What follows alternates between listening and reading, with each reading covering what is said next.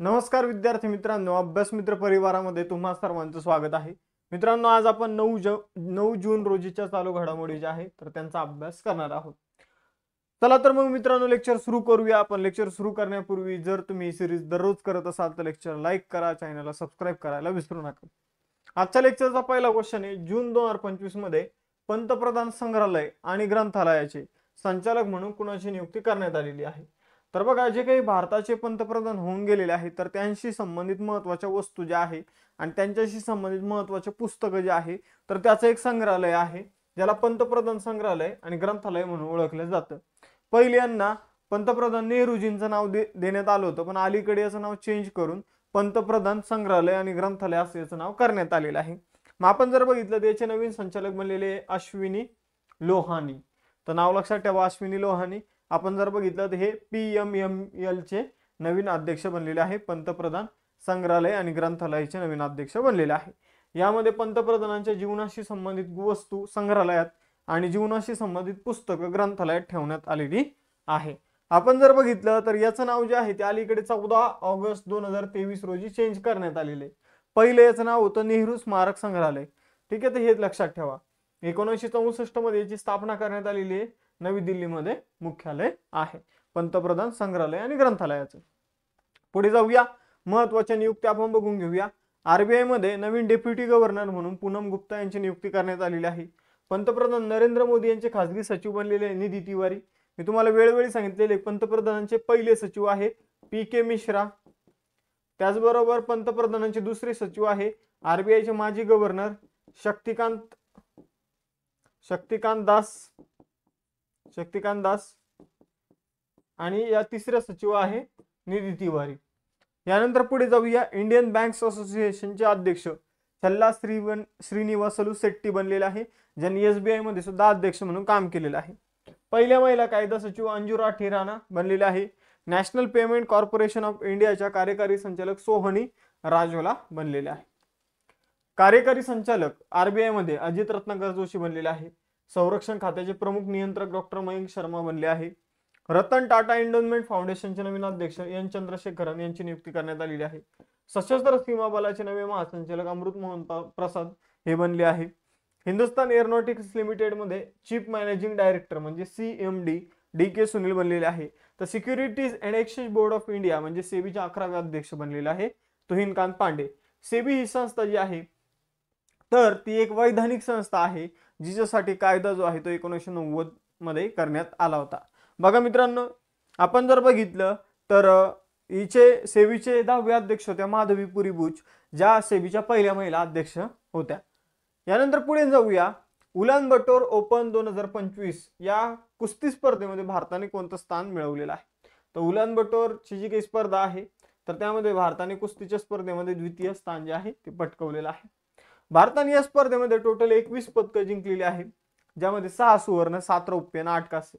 सोपे बघा, 6 7 8. फक्त तुम्हाला सुवर्ण, रौप्य आणि कांस्य असा क्रम लक्षात ठेवायचा आहे. आपण जर बघितलं तर मंगोलियामध्ये ही स्पर्धा आयोजित करण्यात आली होती उलान बतोर या ठिकाणी.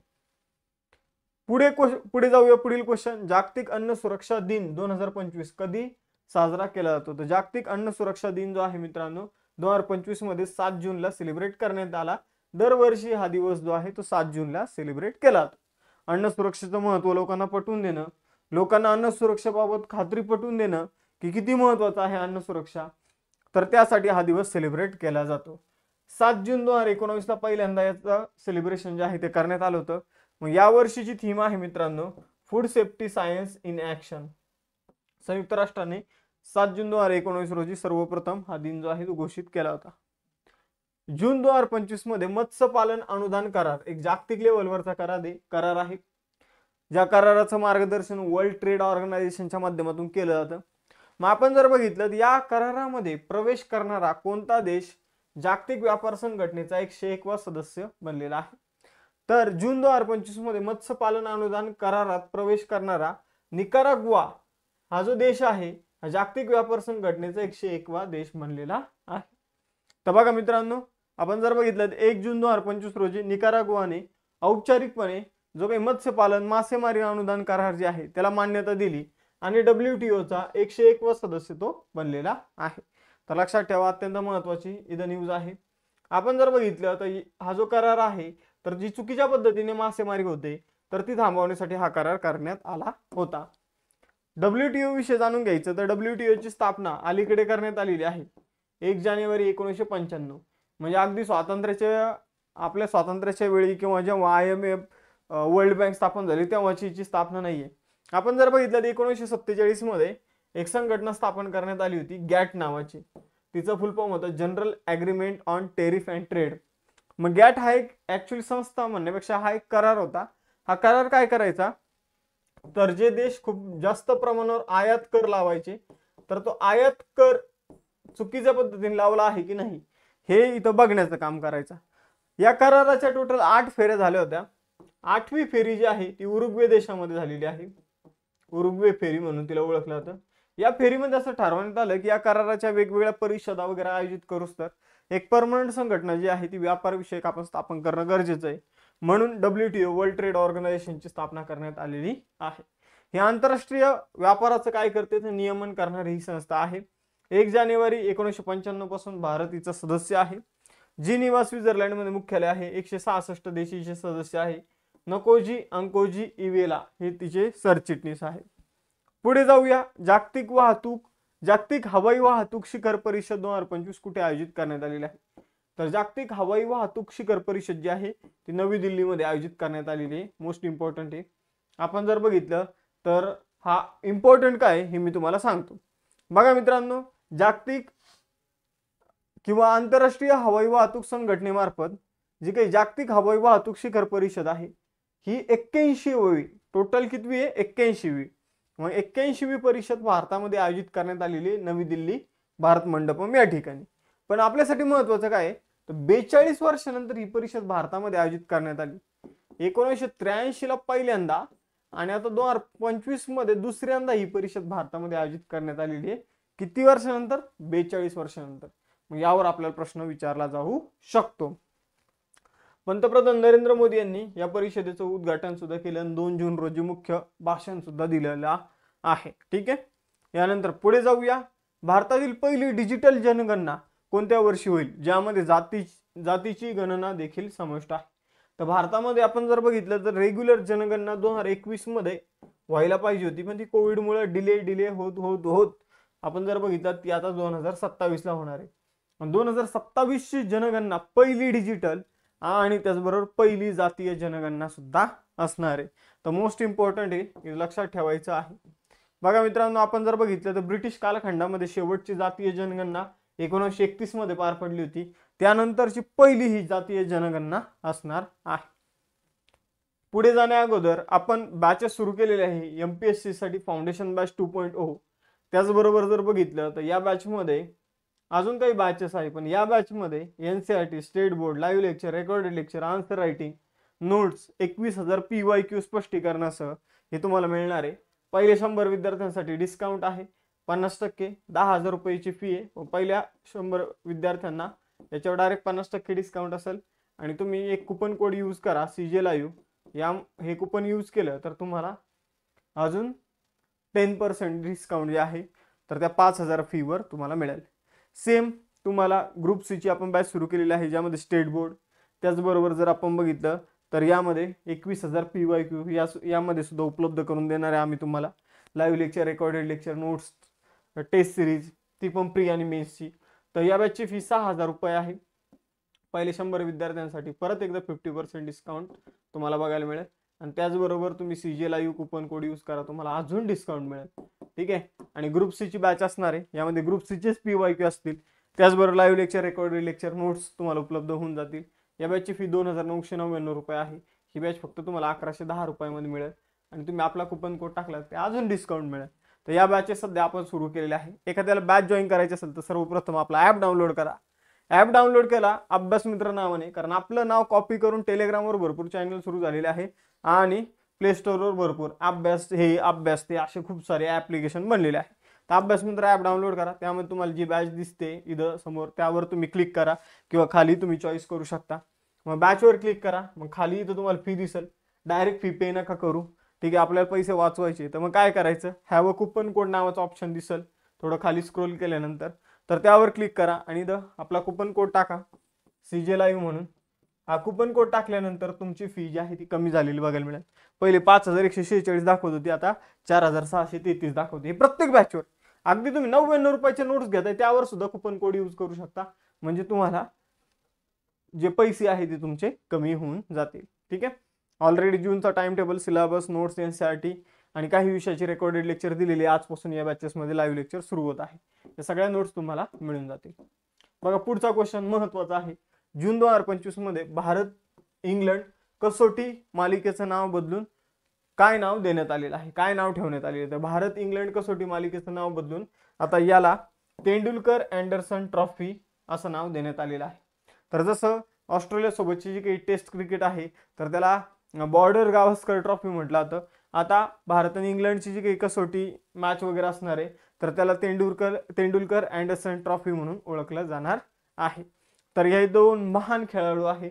आपण जर बघितलं तर ह्या महान खेळाडूंच्या स्मरणार्थ, यांच्या कार्यांच्या स्मरणार्थ जर आपण बघितलं तर हा महत्त्वाचा निर्णय जो आहे तो घेण्यात आलेला आहे. जून 2025 मध्ये रिझर्व्ह बँक ऑफ इंडियाने कोणत्या ई-कॉमर्स कंपनीला नॉन बँकिंग फायनान्शियल कंपनी म्हणून परवाना दिलेला आहे. तर फ्लिपकार्टला RBIने नॉन फायनान्शियल बँकिंग कंपनी म्हणून परवाना जो आहे तो दिलेला आहे. आपण जर बघितलं तर या परवान्यामुळे फ्लिपकार्टला त्यांच्या ग्राहकांना आणि विक्रेत्यांना थेट कर्ज देण्याची परवानगी मिळते. म्हणजे आपण जर बघितलं बँकिंग व्यवसाय नाही, पण बँकिंग व्यवसायाप्रमाणे जे कोणी कर्ज वगैरे देऊ शकतात, त्यावर इंटरेस्ट वगैरे घेऊ शकतात, त्यांना नॉन बँकिंग फायनान्शियल कंपनी असं म्हटलं जातं. आणि ते आता फ्लिपकार्ट जे आहे तर तसं काम करणार आहे. मग आपण जर बघितलं फ्लिपकार्ट एक आघाडीची ई-कॉमर्स कंपनी आहे. 2007 मध्ये स्थापना झाली होती. वॉलमार्ट या संस्थेने फ्लिपकार्टला विकत घेतलेला आहे. बेंगलोरमध्ये मुख्यालय आहे. कल्याण कृष्णमूर्ती सध्याचे CEO आहेत. पुढचा क्वेश्चन, जून 2025 मध्ये कोणत्या राज्य सरकारने पर्यावरण संरक्षणाच्या दृष्टीने एक महत्त्वाचा उपक्रम राजीव गांधी वनसंवर्धन योजना सुरू केली आहे. तर हिमाचल प्रदेश सरकारमध्ये जर आपण बघितलं तर मुख्यमंत्री आहे सुखविंदर सिंह सुक्खू आणि यांनी राजीव गांधी वनसंवर्धन योजना जी आहे ती सुरू करण्याचा निर्णय जो आहे तो घेतलेला आहे. मग आपण जर बघितलं तर पर्यावरणाच्या रक्षणासाठी हा निर्णय घेतलेला आहे. या योजनेचा मुख्य उद्देश ओसाड आणि नुकसान झालेल्या वन जमिनीवर फळझाडे लावून राज्यामध्ये हिरवगार आच्छादन जे आहे ते वाढवायचं आणि त्याचबरोबर या फळझाडामधून जे काही फळं मिळतील तर ते विकून राज्याला पैशाच्या बाबतीत समृद्ध बनवायचं, हा या पाठीमागे उद्देश आहे. हिमाचल प्रदेश 2 राजधानी आहे. शिमला उन्हाळी राजधानी तर धर्मशाळा हिवाळी राजधानी आहे. 25 जानेवारी 1971ला हिमाचल प्रदेशची स्थापना झालेली आहे. सुरुवातीला तो केंद्रशासित प्रदेश होता, नंतर तो राज्य बनलेला आहे. मुख्यमंत्री आहे सुखविंदर सिंह सुक्खू. राज्यपाल आहे शिवप्रताप शुक्ला. त्यानंतर लोकसभेचे 4, राज्यसभेचे 3 आणि विधानसभेच्या 68 जागा आपल्याला हिमाचल प्रदेशमध्ये बघायला मिळतात. जागतिक कीटक दिन 2025 कधी सेलिब्रेट करण्यात आला तर 6 जूनला हा दिवस सेलिब्रेट करण्यात आलेला आहे. आपण जर बघितलं तर चायना पेस्ट कंट्रोल असोसिएशनने हा दिवस सुरू केलेला आहे. 6 जून 2017 पासून आपण जर बघितलं बीजिंग पासून हा दिवस सेलिब्रेट करणं सुरू झालेलं आहे. कीटक नियंत्रणाचे महत्त्व जे आहे तर ते लोकांना पटवून देण्यासाठी हा दिवस सेलिब्रेट करण्यात येतो. तर कीटकांचे नाही, कीटक नियंत्रणाचं महत्त्व लोकांना पटवून देण्यासाठी हा दिवस साजरा केला जातो. पुढं थीम याची आहे अवर अर्थ our future, restore, rethink and rebuild.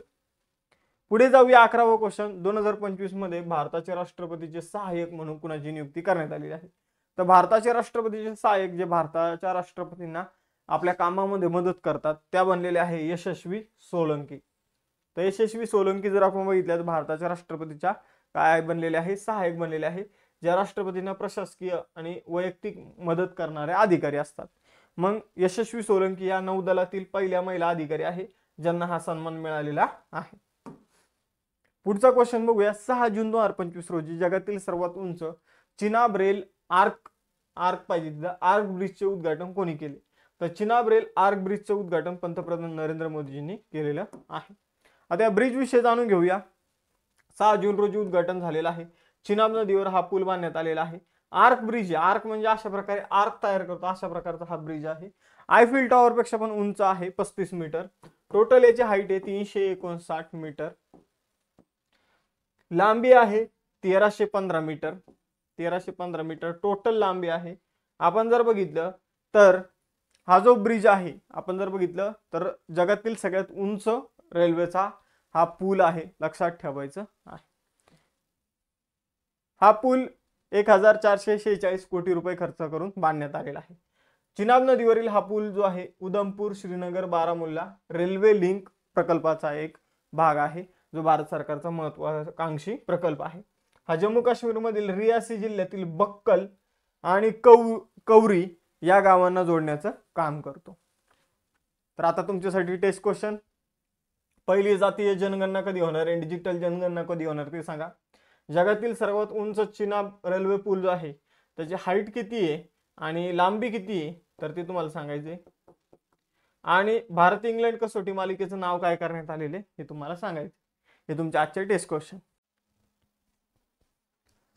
नमस्कार विद्यार्थी मित्रांनो, अभ्यास मित्र परिवारामध्ये तुम्हा सर्वांचं स्वागत आहे. मित्रांनो, आज आपण 10 जून रोजीचं करंट अफेअर्स जे आहे तर ते अभ्यासणार आहोत. चला तर मित्रांनो लेक्चर सुरू करूया. आपण लेक्चर सुरू करण्यापूर्वी जर तुम्ही ही सिरीज दररोज बघत असाल तर टेस्ट क्वेश्चनचा आन्सर द्यायला विसरू नका आणि सेशनला लाईक करायला मात्र विसरू नका. त्याचबरोबर चॅनलला सबस्क्राईब करा, कारण तुम्हाला या सिरीजचं नोटिफिकेशन दररोज मिळत जाईल. ठीक आहे, तर सुरुवात करूया आजचं सेशन. ICC महिला विश्वचषक 2025 कोणत्या देशात आयोजित केला जाणार आहे?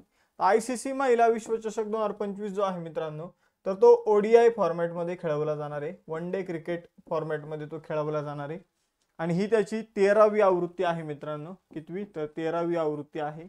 आपण जर बघितलं तर तो भारतामध्ये आयोजित केला जाणार आहे.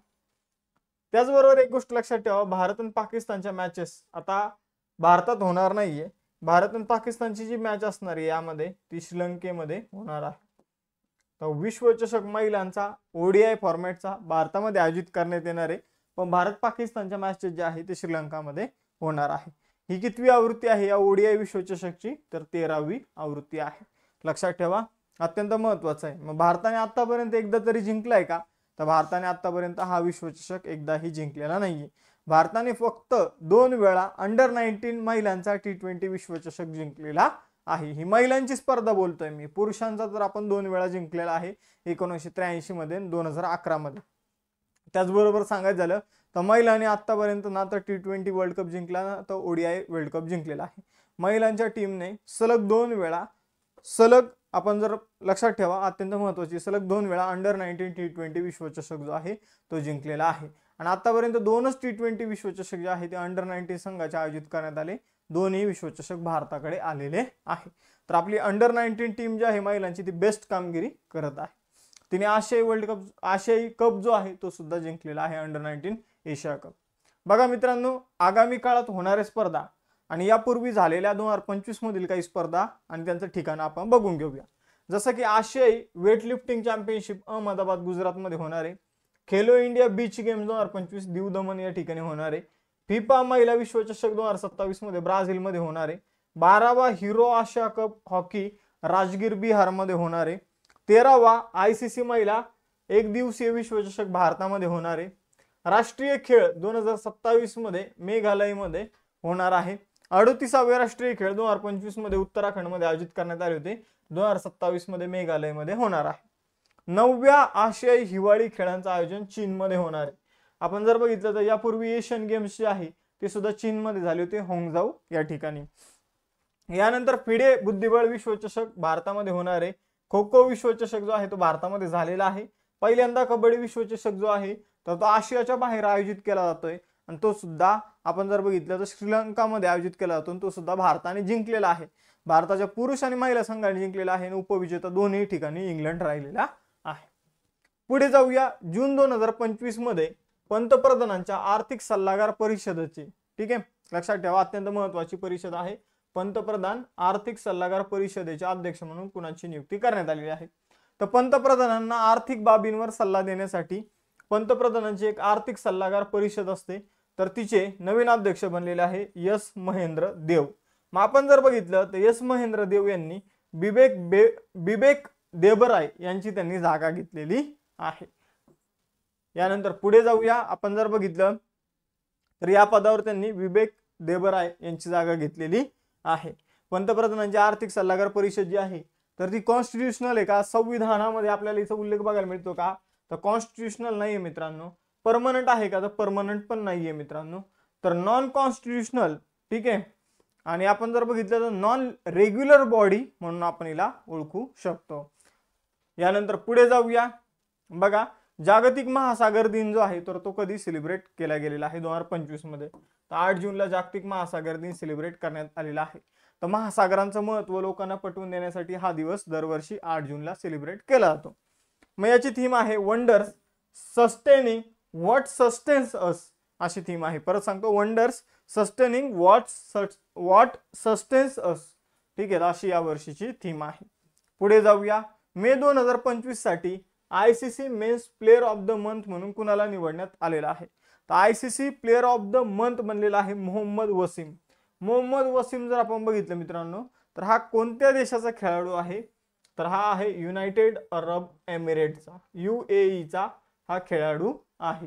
बघा, महिलांचा जो मंथ ऑफ द इयरचा जो काही पुरस्कार आहे, sorry month cricketer of the मंथचा जो काही पुरस्कार आहे, चुकून इयर निघाला माझ्या तोंडातून, तर तो दक्षिण आफ्रिकेची खेळाडू क्लो ट्रायोनला मिळालेला आहे. यानंतर पुढे जाऊया. महिला आशिया कप हॉकी स्पर्धा कुठे आयोजित केली जाईल, तर महिलांचा हॉकीचा जो काही एशियन कप आहे तर तो होंगझाऊ चीन या ठिकाणी आयोजित केला जाणार आहे. लक्षात ठेवा, होंगझाऊ चीन या ठिकाणीच काय झालं होतं, तर एशियन गेम्स मागे आयोजित करण्यात आले होते. मग आपण जर बघितलं ही स्पर्धा 5 ते 14 सप्टेंबर दरम्यान 2025 याच वर्षामध्ये चीनमध्ये होंगझाऊ या ठिकाणी होणार आहे. आशियाई हॉकी फेडरेशन मार्फत आयोजन केलं जाणार आहे आणि एकूणातील ही 11वी स्पर्धा आहे. पुढे जाऊया. आपण जर बघितलं तर चायना जे आहे तर तो आशिया खंडामध्ये येतो, बीजिंग राजधानी आहे. युआन जे आहे ते तिथले चलन आहे. शी जिनपिंग राष्ट्राध्यक्ष आहे आणि मँडरिन जी आहे ती तिथली अधिकृत भाषा आहे. पारंपरिक औषध क्षेत्रात गुंतवणूक वाढवण्यासाठी भारत सरकारने कोणतं पोर्टल सुरू केलं आहे, तर भारत सरकारने आयुष निवेश सारथी पोर्टल, आयुष निवेश सारथी पोर्टल जे आहे तर ते भारत सरकारने जे काही आपलं आयुर्वेद जो आहे तर आयुर्वेदीय औषध क्षेत्रामध्ये गुंतवणूक वाढवण्यासाठी आयुष निवेश सारथी पोर्टल जे आहे ते भारत सरकारने सुरू केलेलं आहे. तर बघा, आयुष्य क्षेत्रामध्ये आयुर्वेद पण येतं, युनाना सिद्धा, त्यामध्ये बऱ्याचशा गोष्टी येतात, ठीक आहे. तर त्यामध्ये गुंतवणूक वाढवण्यासाठी जर आपण बघितलं मित्रांनो, पारंपरिक जे औषध आहे जे आपल्या प्राचीन काळापासून चालत आलेले आहे, तर आयुष निवेश सारथी पोर्टल जे आहे ते गव्हर्नमेंटच्या माध्यमातून सुरू करण्यात आलेलं आहे. लेक्चरमध्ये पुढे जाण्याच्या अगोदर अभ्यास मित्रांनी तुमच्यासाठी एकदम कमी फीज मध्ये काही बॅचेस आणलेले आहे ज्याचे लेक्चर सुरू झालेले आहे. तर बघा, राज्यसेवेची फाउंडेशन बॅच आपण सुरू केलेली आहे, ज्यामध्ये NCERT स्टेट बोर्ड सर्व प्रीमेन्सचे लाईव्ह लेक्चर, रेकॉर्डेड लेक्चर आणि त्याचबरोबर 21,000 प्लस PYQ एक्सप्लेनेशन सहित हे तुम्हाला राज्यसेवेच्या फाउंडेशन बॅच मध्ये मिळेल. सेम कंबाईन बॅच मध्ये फक्त NCERT वगळता बाकी सगळ्या गोष्टी तुम्हाला मिळतील. 21,000चे PYQ जे आहे ते दोन्ही फाउंडेशन बॅचला स्पष्टीकरणासह देण्यात येईल. त्याची आपण सिरीज सुरू केलेली आहे. हवं तर आता युट्यूबवर लेक्चर जे आहे ते सुरू आहे. माझं 10:30 वाजता इकॉनॉमिक्स, हर्षले मॅडमचं 6 वाजता भूगोल आणि मारुती सरांचा 8 वाजता इतिहास आहे, तर ते लेक्चर तुम्ही बघू शकता. आपण जर बघितलं तर टार्गेट आहे 70 प्लस मार्क प्रत्येक एक्झाम मध्ये मिळवायचे आणि त्यासाठी आपण ही 21,000 प्लस PYQ ची बॅच सुद्धा सुरू केली, जी सेपरेट तुम्ही जॉईन करू शकता. फाउंडेशन बॅच जर घेतली तर त्यामध्ये मिळून जाईल, जर सेपरेट घ्यायची असेल तर सेपरेट सुद्धा तुम्ही घेऊ शकता. त्याचबरोबर हर्षले मॅडम यांनी भूगोल ऑप्शनल बॅच जी आहे ती सुरू केलेली आहे. राज्यसेवेचा जो डिस्क्रिप्टिव्ह पॅटर्न आहे त्यासाठी ऑप्शनल जर तुम्हाला घ्यायचं असेल तर भूगोल तुम्ही घेणार असाल तर ती बॅच तुम्ही घेऊ शकता. आणि ग्रुप सी ला जे असणार आहे तर ग्रुप सीच्या मुलांनी कट ऑफ वर डिस्कशन थांबवा आणि मेन्सची तयारी सुरू करा. मेन्ससाठी आपण यशोदय बॅच सुरू केलेली आहे. आता कोणतीही बॅच जी तुम्हाला दिसते त्यावर ऑलरेडी 50% पेक्षा जास्त डिस्काउंट जर तुम्हाला मिळणारच आहे, प्लस तुम्हाला ऍडिशनल डिस्काउंट जर पाहिजे असेल तर ऍप्लिकेशन डाउनलोड करा, बॅचवर क्लिक करा. बॅचवर क्लिक केल्यानंतर डायरेक्ट फी नका पे करू. बरेचसे मुलं डायरेक्ट फी पे करू लागले, तर पहिले तिथं कुपन कोड यूज करा, CJ लाईव्ह, चैतन्य जाधव लाईव्ह, म्हणजे तुम्हाला त्यामध्ये ऍडिशनल डिस्काउंट मिळेल. जसं की इथं फी 5,146 दाखवते, इथं जाऊन तुम्हाला फी 4,633 मध्ये ही बॅच मिळून जाईल. बघा मित्रांनो, आपण जर बघितलं तर अभ्यास मित्राचा हा नोट्स पॅक सुद्धा तुम्ही परचेस करू शकता. जर बॅच घेतली तर नोट्स तुम्हाला त्यामध्ये इन्क्लूड मिळेल. जे पैसे वाचतील त्यामधून कुणाचं तरी चांगलं करा, ठीक आहे. तर हेच आमचं म्हणणं आहे अभ्यास मित्राचं. प्रत्येक टीचरला आम्ही त्यामुळेच कुपन कोड जे आहे ते उपलब्ध करून दिलेलं आहे. बघा मित्रांनो, आपण जर बघितलं तर पुढचा क्वेश्चन, केंद्रीय शिक्षण मंत्री धर्मेंद्र प्रधान यांनी जून 2025 मध्ये एक पेड माँ के नाम 2.0 मोहीम जी आहे ती कुठे सुरू केलेली आहे, तर एक पेड मा के नाम नावाची मोहीम जी आहे मित्रांनो, आपण जर बघितलं तर ती अलीकडे नवी दिल्ली या ठिकाणी सुरू झालेली आहे. ठीक आहे, तर हरियाणामध्ये सुद्धा सुरू झाली होती आणि नवी दिल्लीमध्ये सुद्धा सुरू झालेली आहे. तर बघा लक्षात ठेवा, केंद्रीय शिक्षण मंत्री धर्मेंद्र प्रधान यांनी 5 जून 2025 रोजी नवी दिल्ली येथे एक पेड नाम मा के नाम 2.0 अशी मोहीम जी आहे ती सुरू केलेली आहे. ती आता अलीकडे हरियाणामध्ये सुद्धा 1-2 दिवसानंतर म्हणजे 5 जून नंतर हरियाणामध्ये सुद्धा हिचा शुभारंभ जो आहे तो करण्यात आलेला आहे. म्हणजे हरियाणामध्ये सुद्धा ही मोहीम जी आहे ती सुरू झालेली. आता एक पेड मा के नाम या मोहिमेचा उद्देश नेमका काय आहे, तर आपल्याला 10 कोटी झाडं लावायची आहे आणि प्रत्येकाने आईच्या नावाने एक झाड लावायचं आहे. आणि मग अशा प्रकारे झाडांचं प्रमाण जे आहे ते वाढेल, अशा प्रकारची मोहीम जी आहे ती केंद्रीय शिक्षण मंत्री श्री धर्मेंद्र प्रधान यांनी सुरू केलेली आहे. तर एकदम मस्त. आपण जर बघितलं पहिले चिपको आंदोलन होतं, म्हणजे झाड तोडणार असेल तर आलिंगन द्यायचं. काही ठिकाणी मायका मोहीम आहे. मायका मोहीम म्हणजे काय असतं, तर जर तुम्ही समजून घ्या की सासरी जाणार असाल तर माहेरी तुम्हाला काय करायचं, एक झाड लावून जायचं जातं. तर अशा प्रकारच्या ज्या काही वेगवेगळ्या स्कीम असतात, तर त्या योजना ज्या असतात तर त्या पर्यावरणाच्या दृष्टीने एकदम जबरदस्त असतात. त्यांनी पर्यावरणाचा फायदा होतो. 5 जूनला आपण जर बघितलं जागतिक पर्यावरण दिन सुद्धा सेलिब्रेट केला जातो. मग या दिवशीच ही मोहीम सुरू करण्यात आली होती. 5 जून ते 30 सप्टेंबर मध्ये आपल्याला 10 कोटी झाडं लावायची आहे. पुढे जाऊया. जून 2025 मध्ये चौथा भारत मध्य आशिया संवाद 2025 कोणत्या शहरात आयोजित केला जाईल.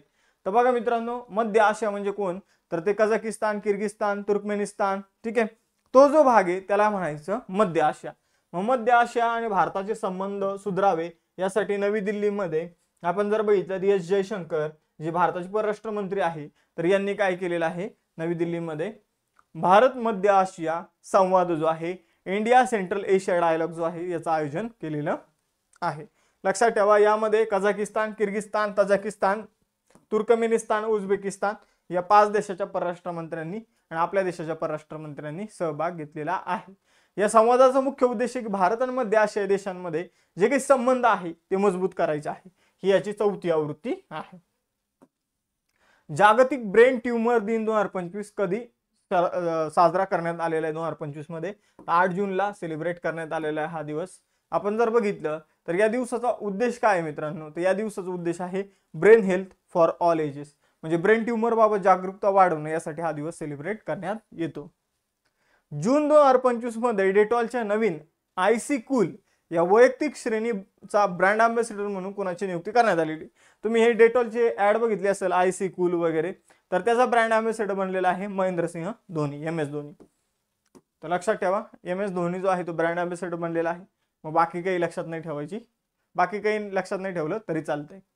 भारतात गुंतवणूकदाराचे संरक्षण आणि आर्थिक साक्षरता वाढवण्यासाठी गुंतवणूकदार शिबिर उपक्रम कुठे सुरू करण्यात आलेला आहे. तर गुंतवणूकदार शिबिर उपक्रम जो आहे मित्रांनो, तर तो पुण्यामध्ये सुरू करण्यात आलेला आहे. तर यामध्ये गुंतवणूकदारांना कशा प्रकारे संरक्षण द्यायचं गुंतवणूक केल्यानंतर आणि साक्षरता कशी वाढवायची, आर्थिक साक्षरता, तर यासाठी गुंतवणूकदार शिबिर उपक्रम जो आहे तो आयोजित करण्यात आला होता. हा जो काही उपक्रम आहे तो गुंतवणूकदार शिक्षण आणि संरक्षण निधी प्राधिकरण IEPFA आणि सेबी यांच्या संयुक्त उद्यमाने हा उपक्रम जो आहे तर तो इथं सुरू करण्यात आलेला आहे. पुढे जाऊया. राष्ट्रीय ई गव्हर्नन्स पुरस्कार 2025 अंतर्गत ग्रामपंचायत डिजिटल गव्हर्नन्स ही एक नवीन श्रेणी सुरू करण्यात आलेली आहे. तर राष्ट्रीय ई गव्हर्नन्स पुरस्कार जे ते वेगवेगळ्या कॅटेगरीमध्ये देण्यात येतात. मग आता पंचायत राज मंत्रालयाने ग्रामपंचायत डिजिटल गव्हर्नन्स ही श्रेणी सुरू केलेली आहे आणि त्या अंतर्गत सुवर्ण पदक कुणाला मिळालेलं आहे, तर या श्रेणी अंतर्गत सुवर्ण पदक महाराष्ट्रातील धुळे जिल्ह्यातील रोहिणी ग्रामपंचायतीला मिळालेलं आहे. तर लक्षात ठेवा, अत्यंत महत्त्वाची न्यूज आहे.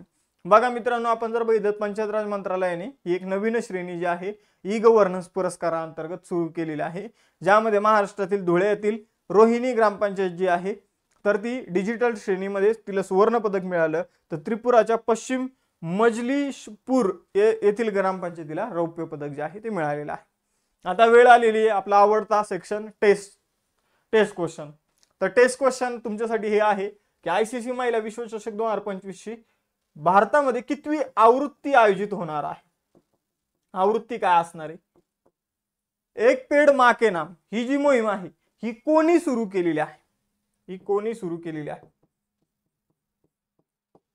आणि यस महेंद्र देव अलीकडे कोणत्या परिषदेचे अध्यक्ष बनलेले आहे? कोणत्या परिषदेचे अध्यक्ष बनलेले आहे? तर काल खूप सुंदर असे प्रश्नाची उत्तरं जे ते तुमच्यापैकी काही मुलांनी दिली होती. आज जर तुम्ही दिली नसेल तर तुम्ही देण्याचा प्रयत्न करा. आणि जे नमस्कार विद्यार्थी मित्रांनो, अभ्यास मित्र परिवारामध्ये तुम्हा सर्वांचं स्वागत आहे. मित्रांनो, जर तुम्ही ही सिरीज डेली करत असाल तर लेक्चर लाईक करून ठेवा, चॅनलला सबस्क्राईब करून ठेवा. सुरुवात करूया आजचं आपलं 11 जूनच्या करंट अफेअर्सच्या सेशनला. बघा मित्रांनो, आजच्या सेशनचा जो पहिला क्वेश्चन आहे तो आहे जून 2025 मध्ये फर्टिलायझर असोसिएशन ऑफ इंडियाचे अध्यक्ष म्हणून कुणाची नियुक्ती करण्यात आलेली आहे? तर बघा, फर्टिलायझर असोसिएशन ऑफ इंडियाचे नवीन अध्यक्ष बनलेले शैलेश सी मेहता. नाव लक्षात ठेवायचे, नियुक्तीवर प्रश्न विचारला जाऊ शकतो. शैलेश सी मेहता यांची फर्टिलायझर असोसिएशन ऑफ इंडियाचे नवीन अध्यक्ष म्हणून नियुक्ती करण्यात आलेली आहे.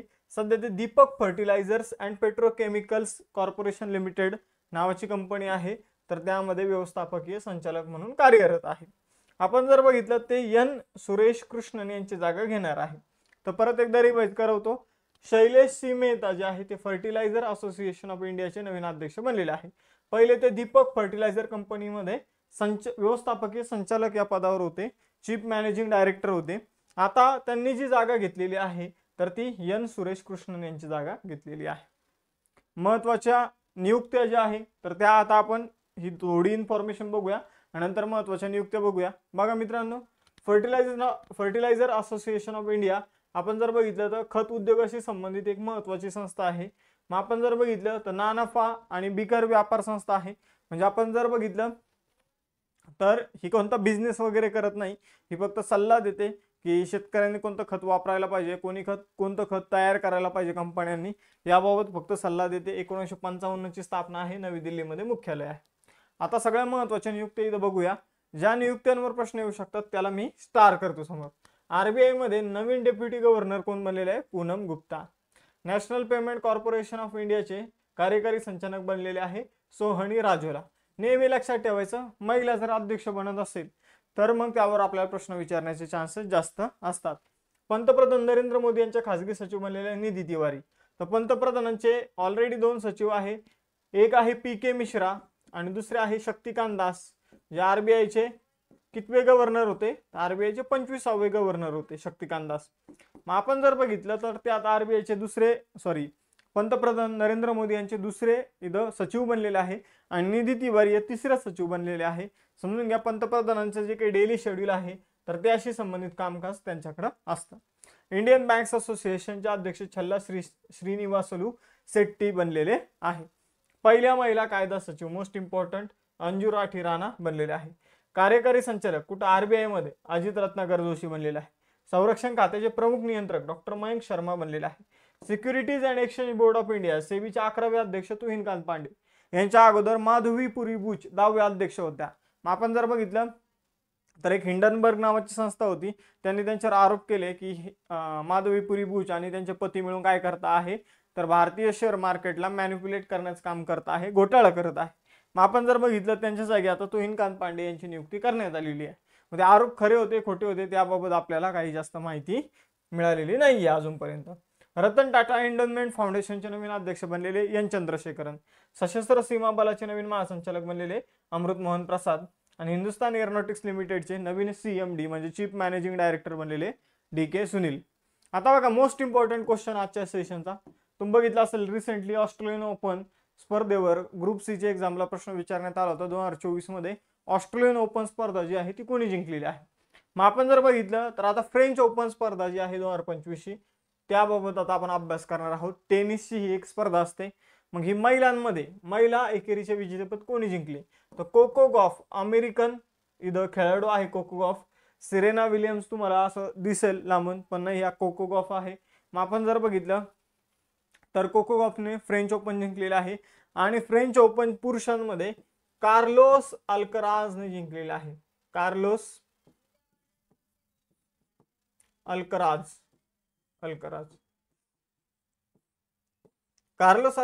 कोणाचा पराभव केला? तर जेनिक सिन्नर जो आहे तर त्याचा पराभव त्याने केलेला आहे. कोको गॉफने कोणाचा पराभव केला? तर अरिना सबलेंकाचा पराभव केलेला आहे. यावर आपल्याला प्रश्न विचारला जाईल आणि जर विचारला गेला तर तुम्हाला त्याचं उत्तर आलंच पाहिजे. आपण जर बघितलं तर ग्रुप सी ला जो ऑस्ट्रेलियन ओपनचा प्रश्न आला होता तर त्यामध्ये अरिना सबलेंका आणि जेनिक सिन्नर हे उत्तर होतं आपलं, पण त्या दोघांचा पण पराभव झालेला आहे. सिन्नरचा पराभव कार्लोसने केला फ्रेंच ओपन मध्ये आणि अरिना सबलेंकाचा पराभव केला कोको गॉफ जी अमेरिकेची खेळाडू आहे. आणि सबलेंका कोणत्या देशाची तर बेलारूसची खेळाडू आहे. मग आपण जर बघितलं तर 7 जून 2025 रोजी ही स्पर्धा झाली होती फ्रेंच ओपन, म्हणजे यामध्ये कोको गॉफने ही स्पर्धा जिंकली. 21 वर्षाची खेळाडू ही कोको गॉफ, हिचं दुसरं हे ग्रँड स्लॅम आहे. बघा मित्रांनो 4 टेनिसच्या स्पर्धा होतात. आपण जर बघितलं ऑस्ट्रेलियन ओपन, त्यानंतर फ्रेंच ओपन, त्यानंतर विम्बल्डन आणि त्यानंतर US ओपन. तर या 4 ज्या स्पर्धा आहे तर एखादी स्पर्धा जर तुम्ही या 4 पैकी जिंकली तर त्याला असं म्हटलं तर ग्रँड स्लॅम जिंकलं. मग आपण जर बघितलं तर कोको गॉफचं दुसरं ग्रँड स्लॅम हे आहे. 2015 नंतर फ्रेंच ओपन जिंकणारी ती पहिली अमेरिकन महिला ठरलेली आहे. पुढे जाऊया. फ्रेंच ओपन पुरुषांमध्ये कार्लोस अल्काराझने जिंकलं. जेनिक सिन्नरचा त्याने पराभव केलेला आहे. जून 2025 मध्ये भारताचे केंद्रीय मंत्री जितेंद्र सिंह यांनी कोणत्या देशात झालेल्या संयुक्त राष्ट्र महासागर परिषदेत भारतीय शिष्टमंडळाचं नेतृत्व केलेलं आहे? तर फ्रान्समध्ये बघा मित्रांनो संयुक्त राष्ट्र महासागर परिषद जी आहे ती आयोजित करण्यात आली होती आणि त्यामध्ये भारताचे केंद्रीय मंत्री जितेंद्र सिंह यांनी भारताचं जे प्रतिनिधित्व जे आहे तर ते केलेलं आहे. तर लक्षात ठेवा फ्रान्समध्ये. मग फ्रान्समध्ये नाईस या ठिकाणी संयुक्त राष्ट्राच्या महासागर परिषद जी आहे तर ती आयोजित करण्यात आली होती. युनायटेड नेशन ओशन कॉन्फरन्स जी आहे तर ती आयोजित करण्यात आली होती. भारताचं प्रतिनिधित्व जितेंद्र सिंह यांनी केलेलं आहे. मग महासागर परिषदेमध्ये काय तर महासागराचं संवर्धन करायचं, सागरी प्रदूषण रोखायचं, ब्लू इकॉनॉमीला वाढ द्यायची म्हणजे माशांचं उत्पादन वगैरे, तर त्यासंबंधी चर्चा करण्यात आलेली आहे. या वर्षीच्या परिषदेची थीम होती accelerating action and mobilising all actors to conserve the sustainably use the ocean. मी परत एकदा रिपीट करतो. Accelerating action and mobilising all actor to conserve and sustainably use the ocean अशा या वर्षीची थीम आहे.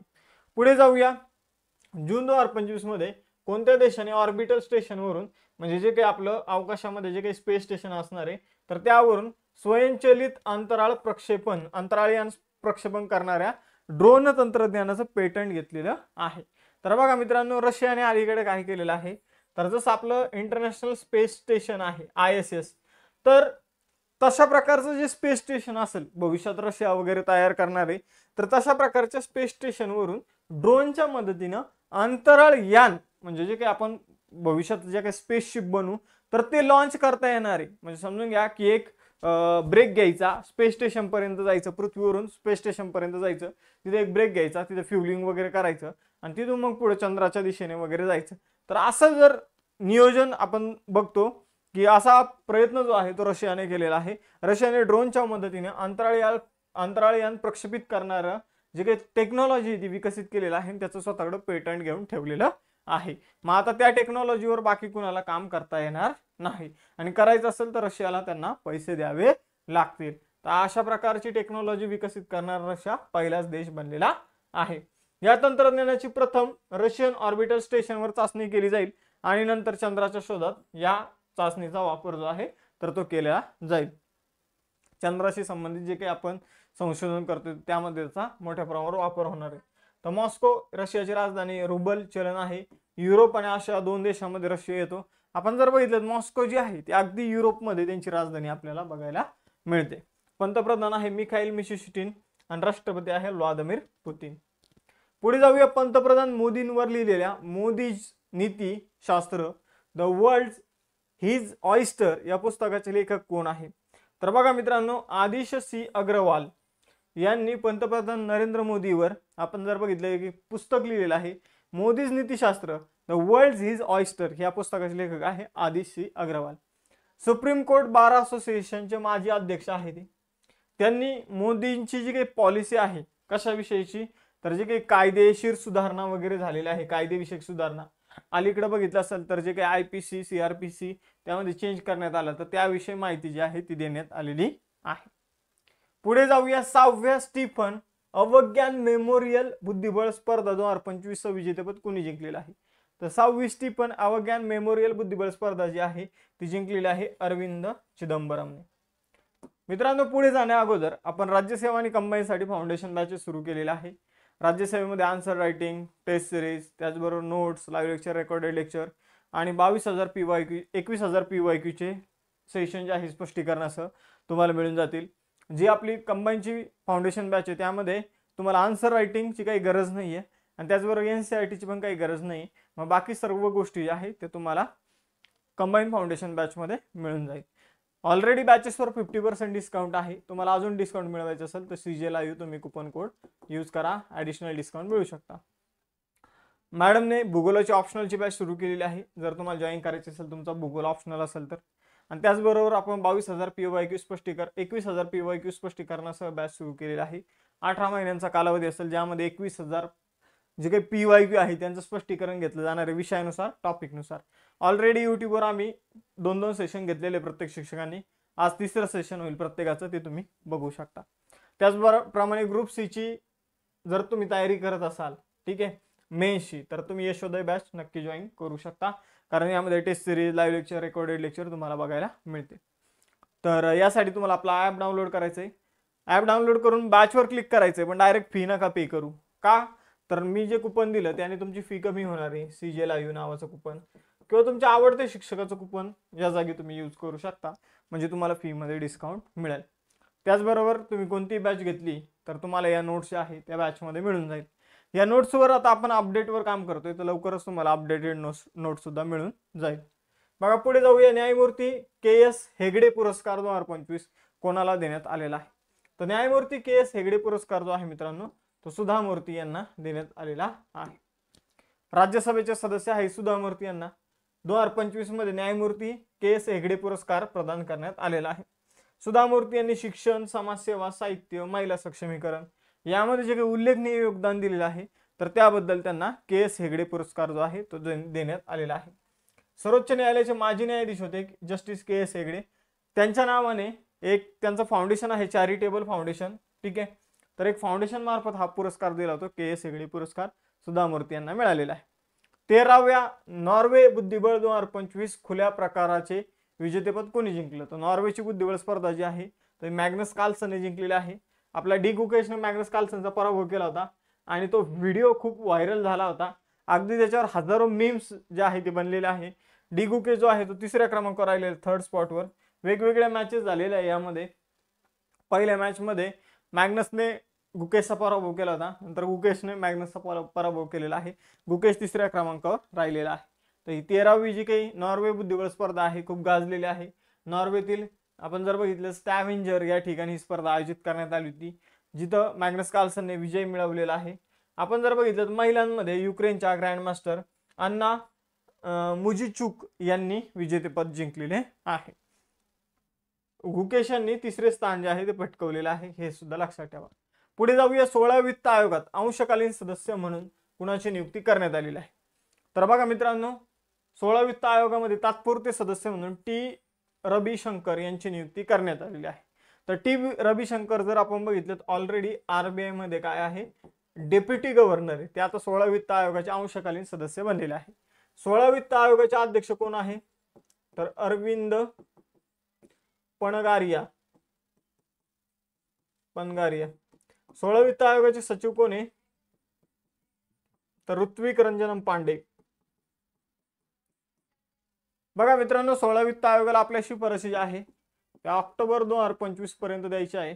16 वित्त आयोगाची शिफारशी 2026 ते 2031 कालखंडात लागू असणार आहे. बघा 16 वित्त आयोगामध्ये आपण जर बघितलं तर अजय नारायण झा यांनी अलीकडे राजीनामा दिला त्यांच्या वैयक्तिक कारणांमुळे, म्हणून त्यांच्या जागी जर आपण बघितलं तर RBIचे डेप्युटी गव्हर्नर जे आहे श्री T रविशंकर यांनी तात्पुरते सदस्य म्हणून नियुक्ती जी आहे ती स्वीकारलेली आहे. कॅनेडियन स्विमर ट्रायल्स 2025 मध्ये 400 मीटर फ्री स्टाईल मध्ये नवीन विश्वविक्रम कोणी स्थापन केला? तर कॅनेडियन स्विमिंगची एक स्पर्धा आहे कॅनेडियन स्विमिंग ट्रायल्स. यामध्ये 400 मीटर मध्ये नवा विक्रम केलेला आहे समर मॅकिंटोश यांनी. तर समर मॅकिंटोश या सुद्धा मूळच्या कॅनडाच्या आहे.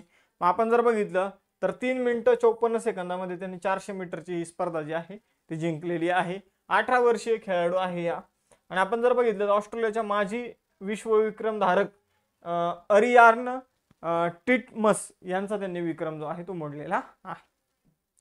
पुढे जाऊया. फ्रान्सच्या डसॉल्ट एव्हिएशन आणि भारताच्या टाटा ॲडव्हान्स सिस्टम लिमिटेड यांनी राफेल लढाऊ विमानांच्या फ्युजलेटच्या निर्मितीची घोषणा कोणत्या शहरात केलेली आहे? तर बघा मित्रांनो, राफेल विमानाचं फ्युजलेट म्हणजे काय?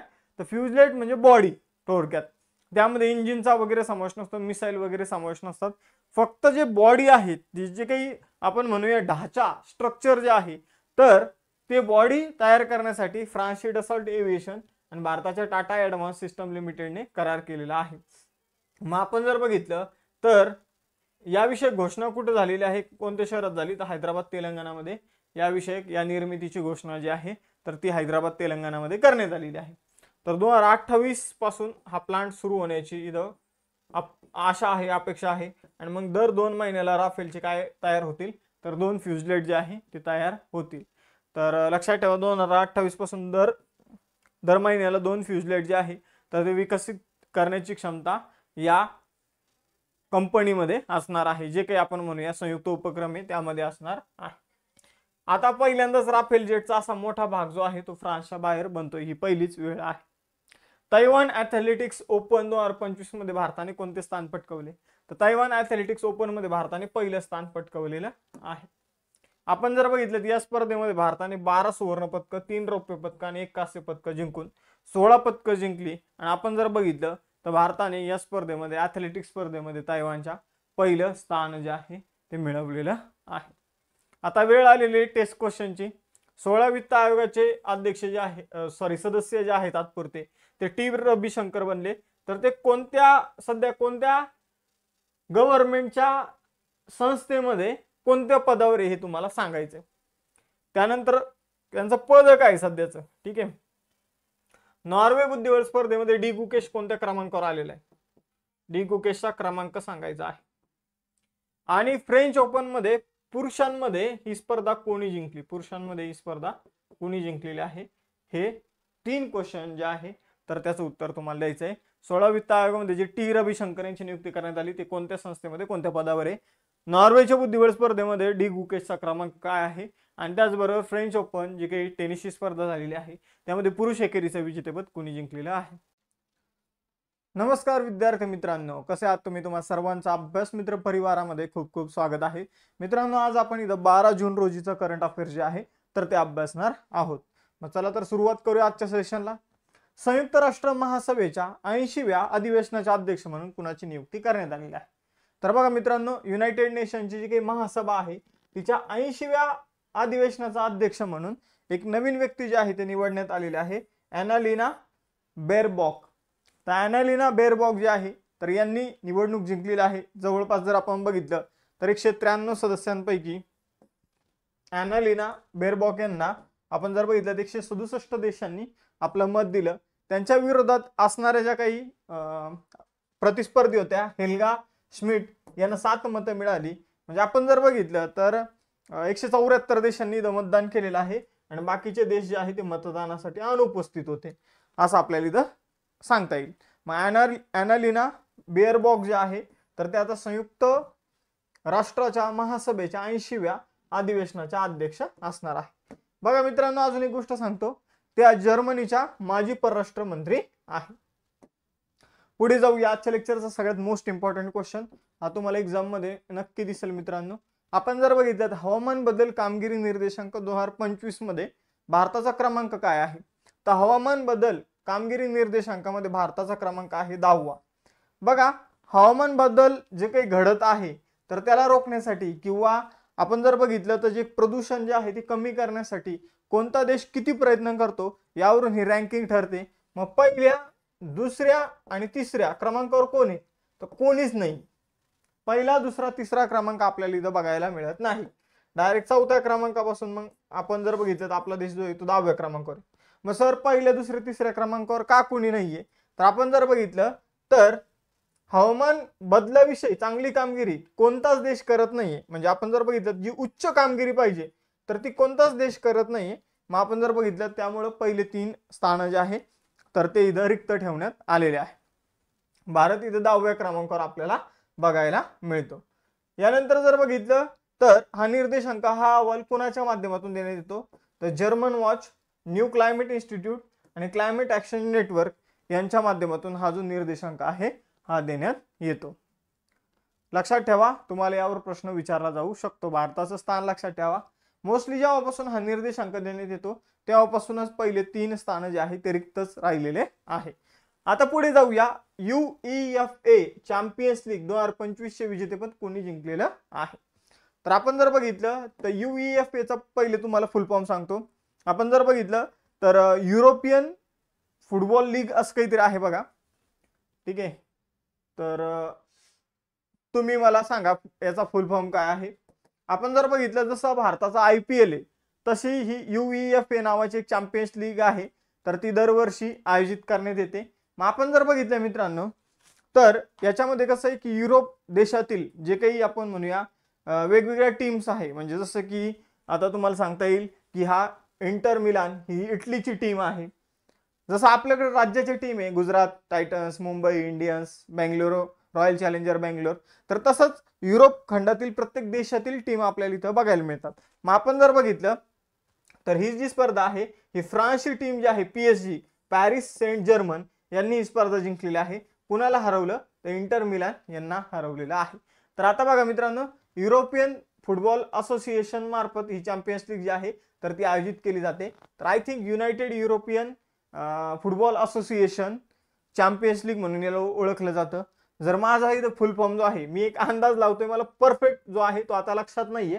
जर तुम्हाला माहित असेल तर तुम्ही काय करा, तर त्याबाबत कमेंट बॉक्समध्ये मेन्शन करा. ठीक आहे, तर पॅरिस सेंट जर्मन फ्रान्सच्या संघाने ही जिंकलेली आहे आणि इंटर मिलानचा त्यांनी पराभव जो आहे तो केलेला आहे.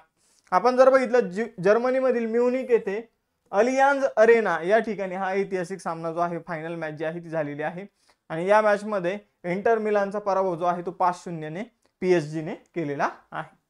पुढे जाऊया. आपण जर बघितलं तर UEFA चॅम्पियन्स लीग जी आहे तर तिला अजून काही वेगळे नाव आहे, जसं की चॅम्पियन्स लीग म्हणून ओळखलं जातं, UCL म्हणून ओळखलं जातं. फुटबॉलची स्पर्धा ही एक लोकप्रिय स्पर्धा. गर्भपात गोळी RU486 त्यालाच मिफेप्रिस्टोन या नावाने देखील ओळखलं जातं. तर गर्भपाताची गोळी आहे RU486 मिफेप्रिस्टोन. मग आपण जर बघितलं त्याचा शोध लावणारे एटियन एमाइल बाउलियू यांचे वयाच्या 98व्या वर्षी काय झालं, निधन झालं. तर हे कोणत्या देशाचे होते बघा मित्रांनो. RU486 ही काही गर्भपाताची जी काही गोळी आहे तर ती बनवलेली आहे फ्रान्सचे शास्त्रज्ञ एटियन एमाइल बाउलियू. तर लक्षात ठेवा, कारण आपण जर बघितलं तर या गोळीमुळे बऱ्याचशा जे काही आपण लोकसंख्या कंट्रोल होण्यामध्ये एकतर मदत झालेली आहे, बरोबर, पॉप्युलेशन कंट्रोल मध्ये मदत झालेली आहे. तर आणि जे काही शस्त्रक्रिया वगैरे करावं लागायच्या जर बाळ नाही पाहिजे तुम्हाला तर त्यापासून सुद्धा इथं काय मिळालेलं आहे, तर बऱ्याचशा लोकांना आपण काय म्हणूया की बऱ्याचशा लोकांना त्याचा फायदा झालेला आहे. तर महिलांना सुरक्षित आणि शस्त्रक्रिया विरहित पर्याय दिलेला आहे या शास्त्रज्ञांनी. ठीक आहे, तर अतिशय महत्वाचं आहे, लक्षात ठेवायचं आहे. गोळीचं नाव लक्षात ठेवा RU486. शोध लावलेला आहे एटियन एमाइल बाउलियू. ठीक आहे, तर हे फ्रान्सचे आहे, यावर प्रश्न येऊ शकतो. पुढे जाऊया. ऑपरेशन सिंदूरला समर्पित सिंदूर मेमोरियल पार्क जो आहे तो कोणत्या राज्यात स्थापन केला जाणार आहे, तर सिंदूर मेमोरियल पार्क जो आहे तो कच्छ गुजरातमध्ये स्थापन केला जाणार आहे.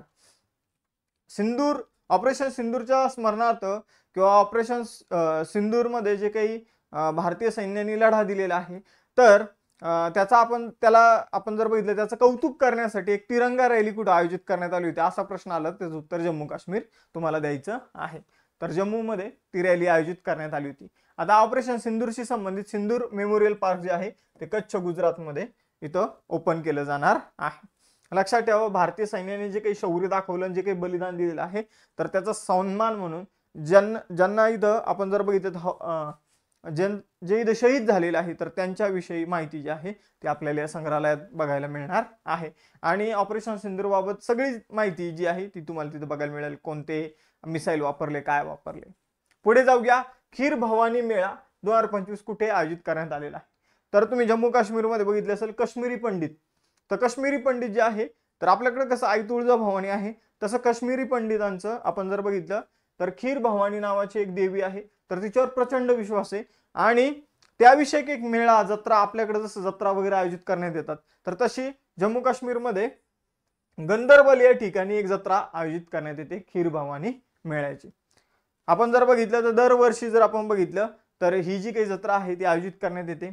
पहलगाम नंतर आपण जर बघितलं तर ही जत्रा जी आहे तर आयोजित करण्यात येणार आहे. पहलगाम हल्ल्यानंतर मोठे काही उत्सव जे आहे ते सेलिब्रेट करण्यात आले नव्हते, पण आता पहिलीच पहलगाम हल्ल्यानंतर जम्मू काश्मीरमध्ये ही जत्रा आयोजित करण्यात येत आहे. लेक्चरमध्ये अजून पुढे जाण्याच्या अगोदर आपण राज्यसेवेची फाउंडेशन बॅच 2.0 सुरू केलेली आहे. कंबाईनची फाउंडेशन बॅच 3 आपण सुरू केलेली आहे. ऑलरेडी राज्यसेवा एक बॅच जी होती तिचा फुल ऍडमिशन झालेली आहे. आता आपण 2 सुरू केलेली आहे आणि फाउंडेशन बॅच 3 सुरू केलेली आहे कंबाईनसाठी. या दोन्ही बॅचमध्ये बेसिक टू ऍडव्हान्स, जसं की राज्यसेवेच्या बॅचमध्ये एनसीईआरटी स्टेट बोर्ड आणि त्याचबरोबर आता आपण 22,000 प्लस PYQचं स्पष्टीकरण. सेम कंबाईन बॅच जी आहे 3.0 त्यामध्ये स्टेट बोर्ड 22,000 प्लस PYQ आणि दोन्ही बॅचमध्ये live lecture, recorded lecture, test series. राज्यसेवेच्या बॅचमध्ये ॲडिशनल आन्सर रायटिंग असणार आहे. तर या बॅचेस तुम्ही जॉईन करू शकता किंवा सेपरेट तुम्हाला PYQची बॅच पाहिजे असेल 21,000 PYQची तर ती तुम्ही जॉईन करू शकता. ही बॅच केल्याने निश्चितच तुमचा स्कोर जो आहे तो 70 प्लस जाण्यामध्ये तुम्हाला खूप मदत होईल. पुढे जाऊन 70 प्लस प्रश्न जे आहे ते तुमचे नक्कीच बरोबर येतील. आणि जे MPSC राज्यसेवेचा डिस्क्रिप्टिव्ह पॅटर्ननुसार तयारी करताय आणि ज्यांचा ऑप्शनल जो आहे तो भूगोल विषय, तर त्यासाठी मॅडमने भूगोलाची ऑप्शनलची बॅच सुरू केली आहे, ती तुम्ही जॉईन करू शकता. त्याचबरोबर ग्रुप सी मध्ये ज्यांना समजून घ्या 45च्या पुढे मार्क आहे तर त्यांनी ग्रुप सी मेन्सची तयारी करायला सुरुवात करायला पाहिजे आणि त्यासाठी अभ्यास मित्र अफोर्डेबल फी मध्ये तुमच्यासाठी यशोदय बॅच घेऊन आलेला आहे. तर तुम्हाला आपला ऍप्लिकेशन डाउनलोड करायची आहे बॅचेस जॉईन करायसाठी आणि डायरेक्ट जाऊन फी नका पे करू, बॅचवर क्लिक करा आणि तिथं have a coupon code apply here नावाचा ऑप्शन दिसेल. थोडं खाली स्क्रोल केल्यानंतर तिथं तुम्ही आपलं CJ लाईव्ह नावाचं कुपन कोड टाका, तुम्हाला ऍडिशनल डिस्काउंट मिळणार आहे. ठीक आहे, पुढे जाऊया. या नोट्स तुम्हाला बॅचेस मध्ये मिळणार आहे इन्क्लूड. सेपरेट तुम्ही नोट्स पॅक पण विकत घेऊ शकता. बघा पुढे जाऊया. 2 जून 2025 रोजी शक्तिशाली उद्रेक झालेला माउंट एटना ज्वालामुखी कोणत्या देशात आहे? तर माउंट एटना ज्वालामुखी जो आहे मित्रांनो तो इटलीतील एक महत्वाचा ज्वालामुखी आहे. मागील 10 वर्षामध्ये सर्वात मोठा असा विस्फोट जो आहे तो माउंट एटना या ज्वालामुखीमधून झालेला होता. आपण जर बघितलं तर जवळपास ज्वालामुखीचा विस्फोट झाल्यानंतर जे ज्वालामुखीच्या आतमध्ये जे काही गोष्टी असतात तर त्या 6.5 किलोमीटर वर गेल्या होत्या अवकाशामध्ये. तर अतिशय महत्वाची इथं माउंट एटना हा ज्वालामुखी आहे. तुम्हाला प्रश्न जो आहे तो डायरेक्ट विचारला जाऊ शकतो की माउंट एटना ज्वालामुखी खालीलपैकी कोणत्या देशात आहे? मग इटली लक्षात ठेवा. हा कोणता ज्वालामुखी आहे? तर जागृत ज्वालामुखी आहे, कारण आता याचा विस्फोट झालेला आहे. त्याचबरोबर लक्षात ठेवायचं मित्रांनो अजून एक गोष्ट, ज्वालामुखीचा विस्फोट झाल्यानंतर त्यामधून धूर, राख, दगड, ठीक आहे, लावारस या सगळ्या गोष्टी बाहेर पडतात. त्यांना काय म्हटलं तर पायरोक्लास्ट म्हटलं जातं. पायरोक्लास्ट यांना म्हटलं जातं. तर ही एक ऍडिशनल टर्म जी आहे ज्वालामुखीशी संबंधित तुम्हाला लक्षात ठेवायची. हिमनदी संवर्धनासाठी आंतरराष्ट्रीय परिषद 2025 कुठे आयोजित करण्यात आली? तर हिमनदीच्या संवर्धनासाठी दुशांबे तजाकिस्तानची राजधानी दुशांबे या ठिकाणी हिमनदी संवर्धनासाठी आंतरराष्ट्रीय परिषद जी आहे ती आयोजित करण्यात आलेली आहे. या परिषदेमध्ये भारताचं नेतृत्व जे आहे ते कीर्तिवर्धन सिंह यांनी केलेलं आहे. आपण जर बघितलं या परिषदेचा उद्देश काय असणार आहे तर हवामान बदलामुळे जे काही हिमनद्या आपण जर बघितलं तर हिमनद्याच्या वर सरकत आहे. सर काय म्हणताय तुम्ही, हिमनद्या वर सरकत आहे? म्हणजे समजून घ्या मित्रांनो, आपण जर बघितलं तर हा पर्वत आहे आणि या पर्वतावर अशा प्रकारे बर्फ जो आहे तो साचलेला आहे. मग जसं जसं टेम्परेचर वाढत जातंय, ठीक आहे, तसा तसा बर्फ जो आहे बर्फाचं प्रमाण जे आहे ते कमी कमी होत जाते. म्हणजे ह्या साईडने बर्फ वितळायला चालू होणार, ठीक आहे, तापमान वाढत जाणार, तसे फक्त वरती शेंड्यालाच बर्फ राहणार पर्वतांच्या, हे मी तुम्हाला सांगतो.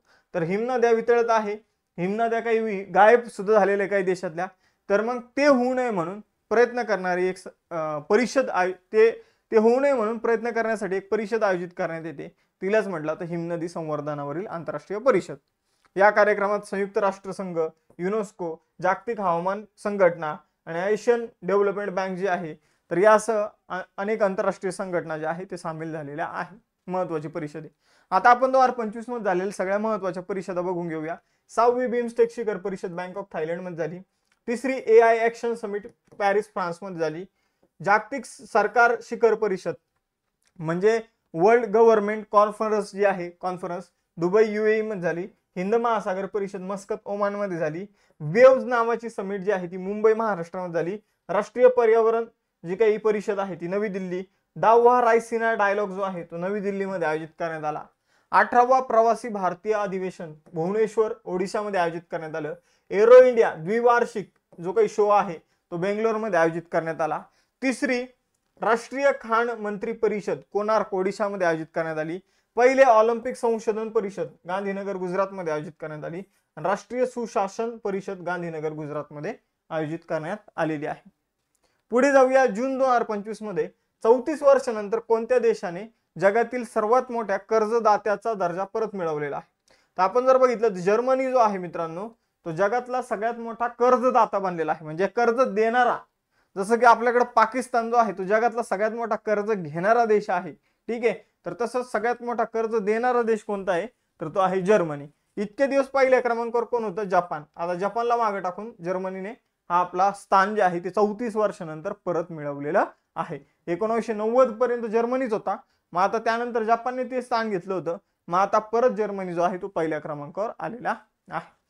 तर जर्मनी युरोप खंडामध्ये तो बर्लिन राजधानी आहे. युरो चलन आहे. फ्रँक वॉल्टर स्टाइनमायर हे तिथले अध्यक्ष आहे. आणि ओलाफ स्लोज जे आहे तर पंतप्रधान नाही म्हणायचं, चान्सलर म्हणायचं त्यांना. काय म्हणायचं? चान्सलर. तर तुम्हाला बऱ्याचशा देशामध्ये राष्ट्रपती पंतप्रधान हे पद बघायला मिळत असेल, पण जर्मनी असा देश आहे त्यामध्ये कोणतं पद असतं? चान्सलर नावाचं पद असतं, लक्षात ठेवा. पुढे जाऊया. केंद्रीय राज्यमंत्री डॉक्टर जितेंद्र सिंह यांनी लव्हेंडर महोत्सव 2025 उद्घाटन कुठे केलं?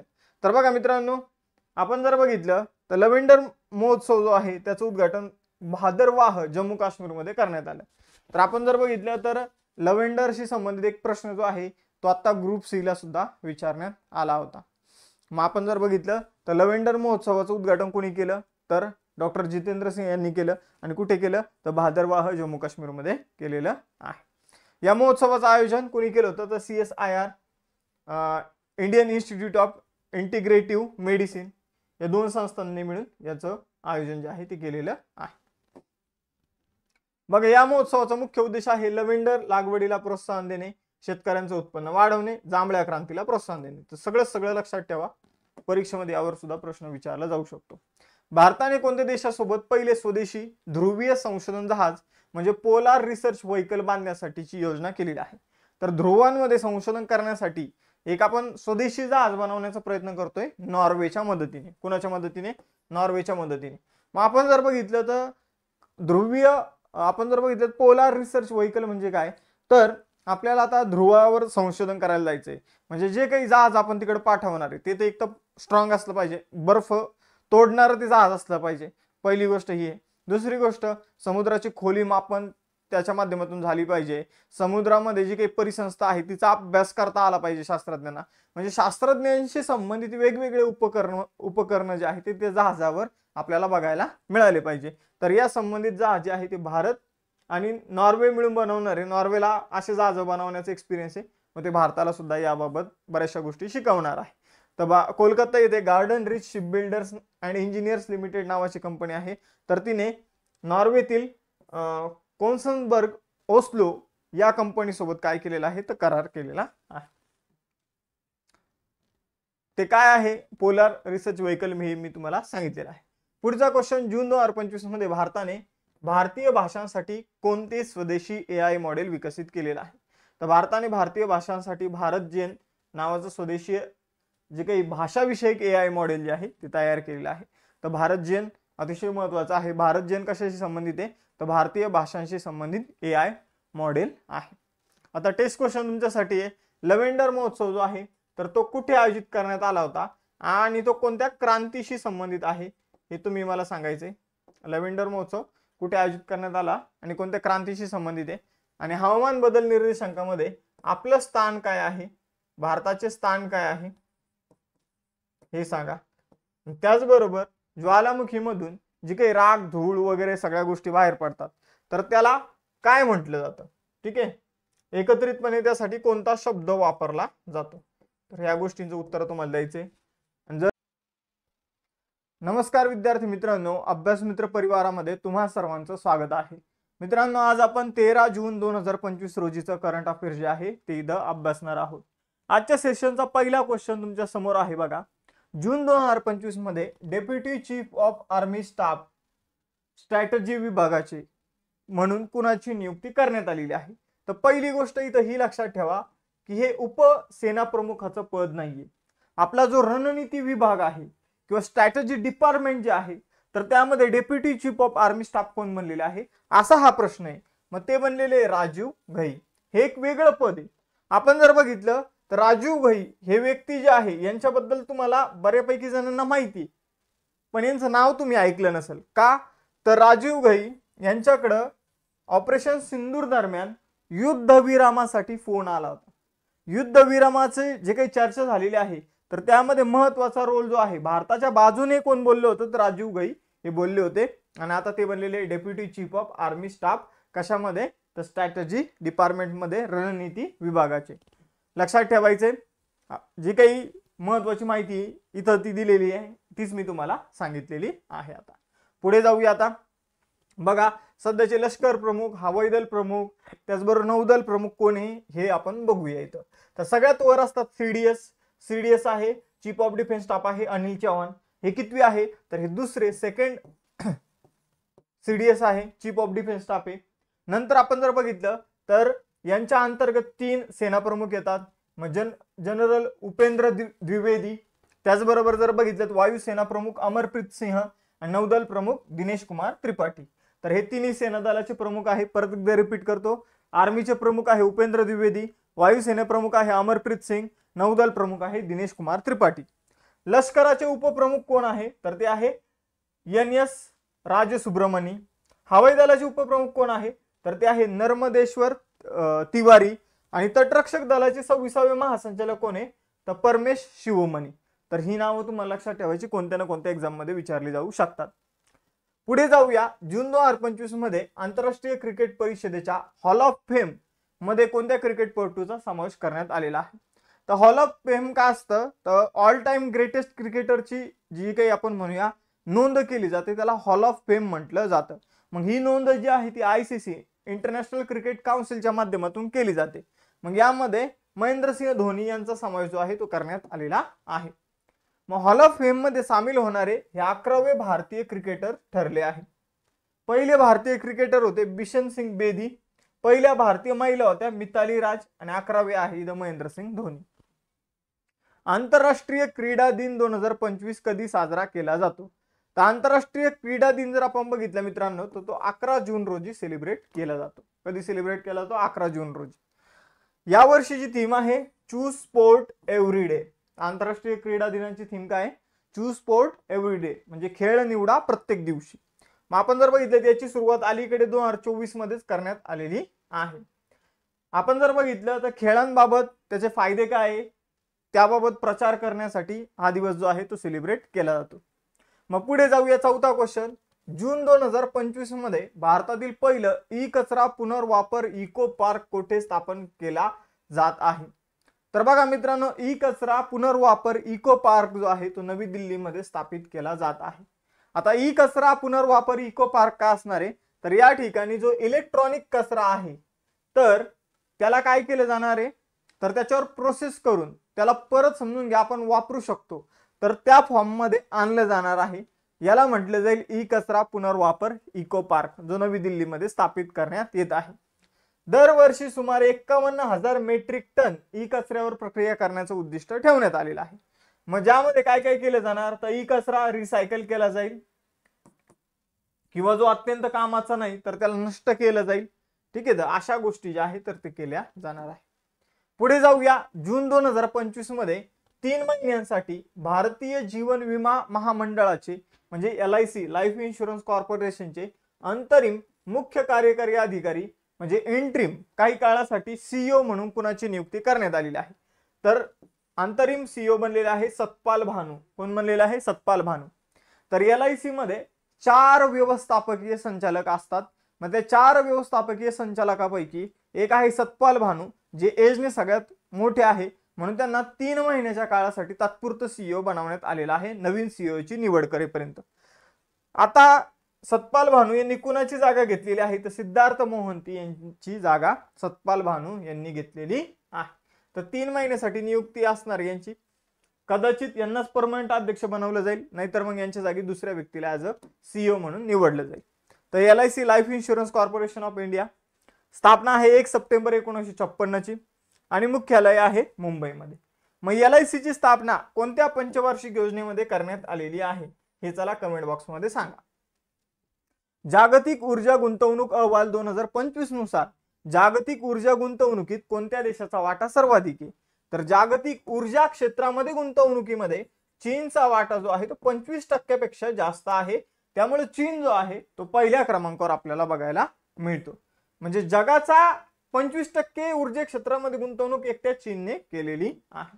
तर आपण जर बघितलं तर जागतिक ऊर्जा गुंतवणूक अहवालाची ही 10वी आवृत्ती होती. या 10व्या आवृत्तीमध्ये जर आपण बघितलं तर जागतिक ऊर्जा क्षेत्रातील गुंतवणूक $3.3 ट्रिलियन पर्यंत पोहोचलेली आहे किंवा 2025 एंड पर्यंत पोहोचू शकते. मग आपण जर बघितलं तर त्यामध्ये 25% वाटा जो आहे तो एकट्या चायनाचा असणार आहे. मग आपण जर बघितलं पहिले जास्त ऊर्जा क्षेत्रामध्ये जीवाश्म इंधनामध्ये गुंतवणूक व्हायची, म्हणजे जे काही पेट्रोल, डिझेल, रॉकेल ऑइल क्षेत्र जे आहे तर त्यामध्ये गुंतवणूक व्हायची. आता ही गुंतवणूक जी आहे तर ती सौर ऊर्जा, पवन ऊर्जा या क्षेत्रामध्ये होत आहे. बघा मित्रांनो, लेक्चरमध्ये पुढे जाण्या अगोदर आपण राज्यसेवेसाठी आणि कंबाईनसाठी फाउंडेशन बॅचेस सुरू केलेले आहे. बेसिक टू ऍडव्हान्स बॅचेस असणार आहे. या बॅचेसचं महत्व म्हणजे राज्यसेवेमध्ये NCERT स्टेट बोर्ड आणि आन्सर रायटिंगची तुमची प्रॅक्टिस करून घेतली जाणार आहे मेन लेक्चर व्यतिरिक्त. मेन लेक्चर तर तुम्हाला लाईव्ह सुद्धा करता येईल आणि रेकॉर्डेड सुद्धा तुम्हाला उपलब्ध राहील. दोन्ही बॅचेसमध्ये टेस्ट सिरीज आहे. कंबाईनच्या बॅचेसमध्ये बेसिक स्टेट बोर्डचे लेक्चर आहे आणि दोन्ही बॅचेसमध्ये गेम चेंजर तुम्हाला एक गोष्ट मिळणार आहे, ती म्हणजे 21,000 PYQ विथ स्पष्टीकरण. तर त्याचे सुद्धा लेक्चर सुरू आहे, ते सुद्धा जाऊन तुम्ही बघू शकता. 21,000 PYQ ची आपली सेपरेट बॅच आहे. या बॅच करणाऱ्यांचा विद्यार्थ्यांचा स्कोर निश्चितच 70+ जाण्याची आपण काय देऊया, गॅरंटी देऊया. पण आम्ही जरी गॅरंटी दिली तर अभ्यास कुणाला करायचा आहे, तुम्हाला करायचा आहे. त्यामुळे 70+ प्रश्न येतील ही गॅरंटी आमची आहे. ते आणणं ती गॅरंटी तुम्हाला द्यावं लागेल आम्हाला. त्यानंतर भूगोलाच्या ऑप्शनलची बॅच आपण सुरू करतोय. जर तुम्ही राज्यसेवेची बॅच घेतली तर या बॅचवर तुम्हाला डिस्काउंट मिळणार आहे अधिकचं, जे ऑप्शनलची बॅच आहे त्यामध्ये. मग आपण जर बघितलं तर ग्रुप सीच्या मेन्ससाठी आपण यशोदय बॅच देखील सुरू केलेली आहे. आता या सगळ्या बॅचेसची फी 50% पेक्षा कमी तुम्हाला बघायला मिळेल. त्याचबरोबर बघा, अजून फी मध्ये डिस्काउंट पाहिजे तर काय करायचं, तर बॅचवर क्लिक करा. खाली बाय नावचं ऑप्शन येतं, तर डायरेक्ट बाय नाव नका करू. थोडंसं खाली स्क्रोल करून have a coupon code apply here नावाचा ऑप्शन असेल तर त्यावर क्लिक करा आणि त्यावर क्लिक करून आपलं कुपन कोड टाका. कुपन कोड काय आहे, तर CJ लाईव्ह नावाचं कुपन कोड आहे. हे तुम्ही जसं टाकाल तसं फी कमी झालेली तुम्हाला बघायला मिळेल. अजून जेवढी फी तुम्हाला इथे दिसते त्याचे 10% फी अजून कमी होऊन जाईल. पुढे जाऊया, या नोट्स तुम्हाला त्या बॅचेसमध्ये मिळून जातील. तर बघा, पुढचा क्वेश्चन आहे, कोणत्या राज्य सरकारने धनुषकोडी क्षेत्राला ग्रेटर फ्लेमिंगो अभयारण्य म्हणून घोषित केलं आहे? तर बघा मित्रांनो, धनुषकोडी कुठं आहे, तर तमिळनाडूमध्ये आहे. मग तमिळनाडूनेच आपण जर बघितलं तर धनुषकोडी क्षेत्राला ग्रेटर फ्लेमिंगो अभयारण्य म्हणून घोषित केलेलं आहे. तर आपण जर बघितलं तर फ्लेमिंगो पक्षी जे आहे ते मोठ्या प्रमाणावर आपल्याला या ठिकाणी बघायला मिळतात. म्हणून तमिळनाडू सरकारने निर्णय घेतलेला आहे की धनुषकोडीला एक फ्लेमिंगो अभयारण्य त्यांनी घोषित करण्याचा इथं निर्णय घेतलेला आहे. तर पर्यावरणाच्या जैवविविधतेच्या दृष्टीने अतिशय चांगला हा निर्णय आहे. आपण जर बघितलं तर हा जो अभयारण्य असणार आहे, हे जे काही बायोस्फिअर रिझर्व्ह असणार आहे, तर याचं क्षेत्रफळ किती असणार आहे, तर 524 हेक्टर मध्ये एक क्षेत्रफळ जे आहे ते पसरलेलं असणार आहे. पुढे जाऊया, बॅडमिंटन टुर्नामेंट इंडोनेशिया ओपन 2025 मध्ये पुरुष एकेरीचे विजेतेपद कोणी जिंकलेलं आहे?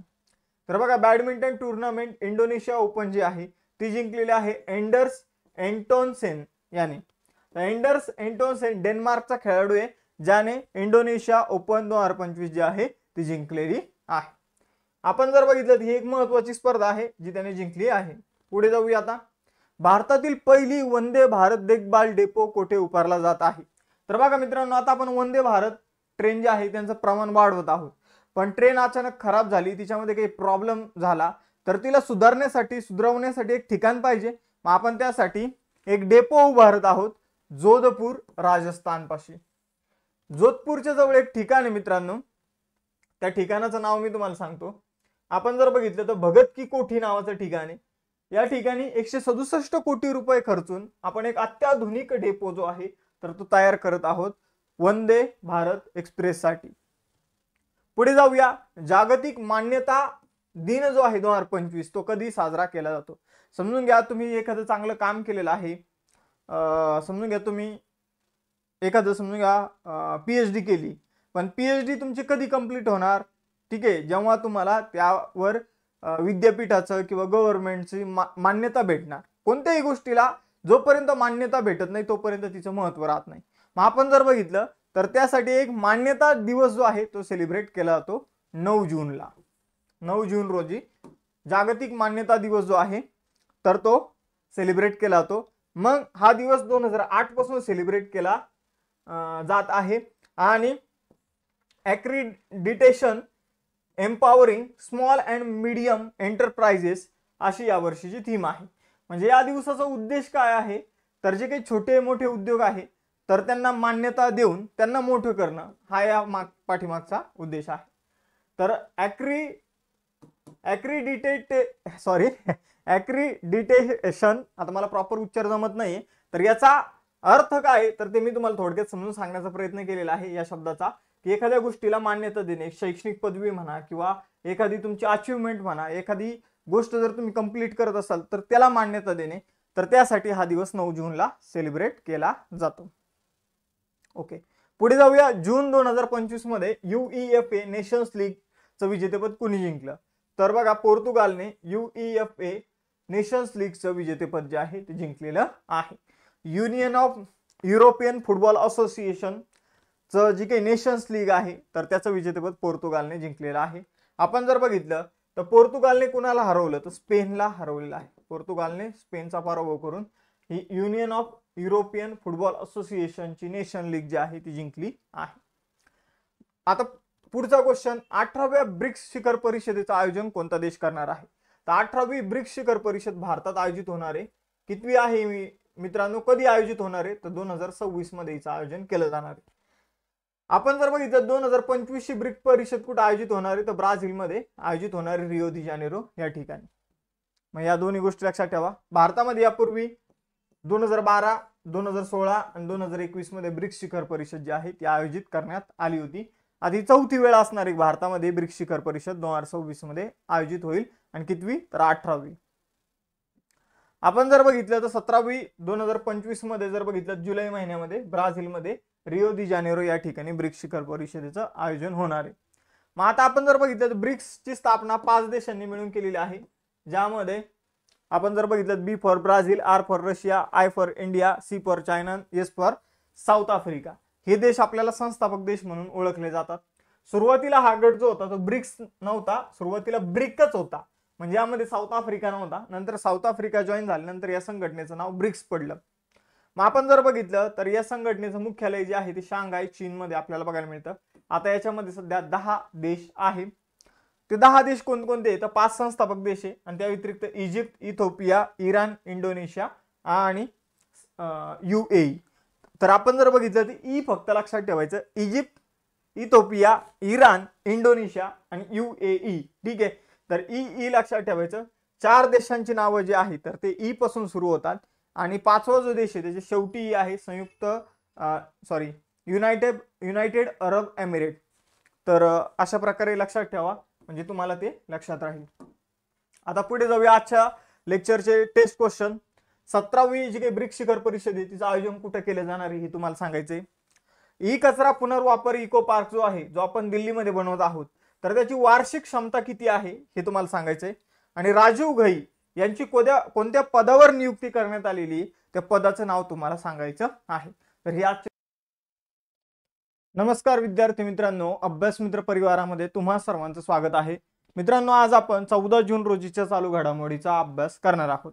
लेक्चर सुरू होण्यापूर्वी बघा आपण इथं एक गोष्ट बघणार आहोत. काल मी हॉल ऑफ फेम विषयी एक क्वेश्चन घेतला होता, ज्यामध्ये महेंद्रसिंह धोनी यांना आपण जर बघितलं तर 11वे हॉल ऑफ फेम ठरलेले आहे. ते भारतीय व्यक्ती ज्यांना हॉल ऑफ फेमच्या लिस्टमध्ये ऍड करण्यात आलेलं आहे.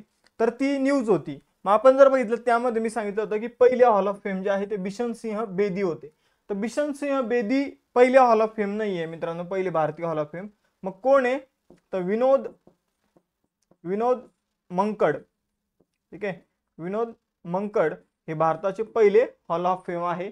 हे दुरुस्ती करून घ्या. काल एका मुलांनी सुद्धा कमेंट केली होती, ती कमेंट मी बघितली आणि नंतर जी काही इन्फॉर्मेशन आहे तर ती सगळी रिचेक केली आणि त्यानंतर विनोद मंकड जे आहे मित्रांनो ते भारतासाठीचे पहिले हॉल ऑफ फेम आहे, हे लक्षात ठेवायचे. त्याचबरोबर यांच्या नावाने जे काही एक मंकड रूल पण आहे की जे रनआउट केलं जातं बॉल टाकण्याच्या अगोदर स्टंपला लावलं जातं, तर ते यांच्याच नावावरून पडलेलं आहे ते विनोद मंकड यांच्या. तर ही सुद्धा लक्षात ठेवा. मग सुरुवात करूया आजच्या सेशनला. आपण जर बघितलं तर खान क्वेस्ट मिलिटरी एक्सरसाइज 2025 या बहुराष्ट्रीय लष्करी सरावात सहभागी होण्यासाठी भारतीय लष्कराची तुकडी कोणत्या देशात पोहोचली आहे? तर भारतीय लष्कराची तुकडी खान क्वेस्ट मिलिटरी एक्सरसाइज 2025 साठी मंगोलियामध्ये पोहोचलेली आहे. आपण जर बघितलं तर मंगोलियामध्ये हा युद्ध सराव 14 जून ते 28 जून 2025 पर्यंत चालणार आहे. आता काही मुलांचं म्हणणं असतं की sir line to line read करा म्हणजे पूर्ण, पण ऑलरेडी मी जर ही तुम्हाला सांगितलेलं आहे की मंगोलियामध्ये हा युद्ध सराव होणार आहे आणि हीच लाईन सेम इथंच आपल्याला बघायला मिळणार आहे. मग त्यामुळे आपण परत परत वाचत बसायची इथं काही गरज नाही. फक्त जे जे मेन पॉइंट आहे जे क्वेश्चन मध्ये कव्हर होत नाही तर ते मी तुम्हाला सांगणार. जसं की हा जो युद्ध सराव आहे हा उलान बतोर जी मंगोलियाची राजधानी आहे तिथे याचं आयोजन होणार आहे. आयोजन कधी? तर 14 ते 28 जून दरम्यान होणार आहे. सुरुवातीला जर बघितलं तर हा युद्ध सराव जो आहे तो द्विपक्षीय होता. म्हणजे सुरुवातीला मंगोलिया आणि अमेरिका हे दोन देशच यामध्ये सामील व्हायचे. हळूहळू हा बहुराष्ट्रीय युद्ध सराव झालेला आहे. मग ही याची कितवी आवृत्ती आहे? तर ही याची 22वी आवृत्ती आहे, हे लक्षात ठेवायचे. मग आपण जर बघितलं तर 2003 मध्ये हा युद्ध सराव सुरू झाला होता. अमेरिका आणि मंगोलिया हे दोन देश सुरुवातीला यामध्ये सामील होत होते, पण 2006 पासून हा युद्ध सराव जो आहे तो बहुराष्ट्रीय लष्करी युद्ध सराव बनलेला आहे आणि आता भारत सुद्धा यामध्ये सामील होतो. मग मी तुम्हाला सगळे युद्ध सराव इथं तुमच्याकडून रिवाइज करून घेतो. बघा, भारत आणि फ्रान्समध्ये वरुण हा नौदलाचा युद्ध सराव होतो, शक्ती हा लष्कराचा युद्ध सराव होतो आणि गरुड हा हवाई दलाचा युद्ध सराव होतो. तर भारत आणि फ्रान्समध्ये होणारे युद्ध सराव आपण इथं बघितले. भारत आणि ओमानमध्ये अल नजाह लष्कराचा युद्ध सराव आहे.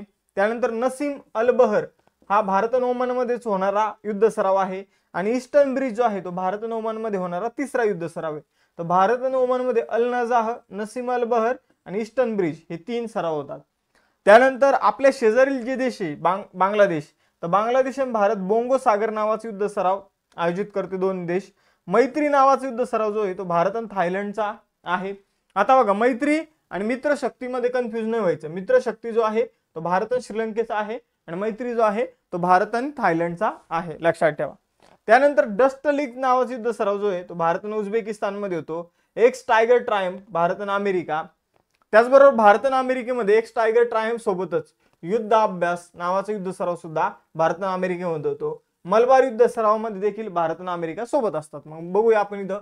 बघा मित्रांनो, एकुवेरिन युद्ध सराव भारत आणि मालदीव मध्ये होतो. युद्ध अभ्यास भारत आणि अमेरिका. धर्मा गार्डियन भारत आणि जपान.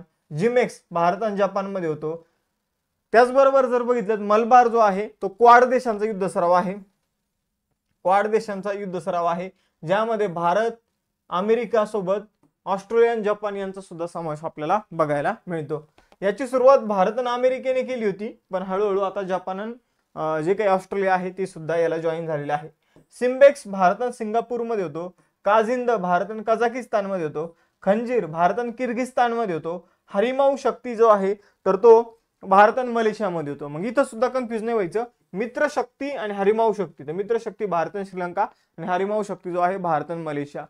आणि आपण जर बघितलं तर भारत आणि इजिप्त मध्ये एक युद्ध सराव होतो. चक्रीवादळ त्याचं नाव नाही, चुकून इथं आलेलं आहे. तर त्याचं नाव बघा, तुम्ही मला कमेंट बॉक्स मध्ये सांगा. मला एक्झॅक्ट आता त्याचं नाव जे आहे ते आठवत नाहीये. ठीक आहे, तरी पण एकच मिनिट.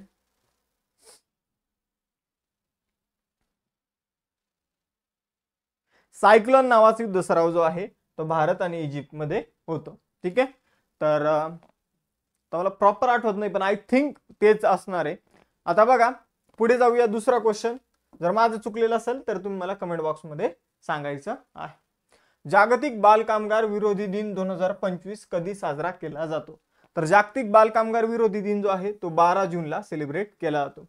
तर बाल कामगार जे आहे तर त्यांच्याबाबत जागरूकता वाढवण्यासाठी हा दिवस 2002 मध्ये सुरू करण्यात आला होता। बालमजुरी निर्मूलनासाठी हा दिवस साजरा करण्यात येतो। 12 जूनला दरवर्षी साजरा करण्यात येतो। पहिल्यांदा हा दिवस जो आहे तो 2002 मध्ये आंतरराष्ट्रीय कामगार संघटना इंटरनॅशनल लेबर ऑर्गनायझेशनने याची सुरुवात केलेली आहे। Progress is clear but there is more to do, let's speed up efforts अशी यावर्षीची थीम आहे।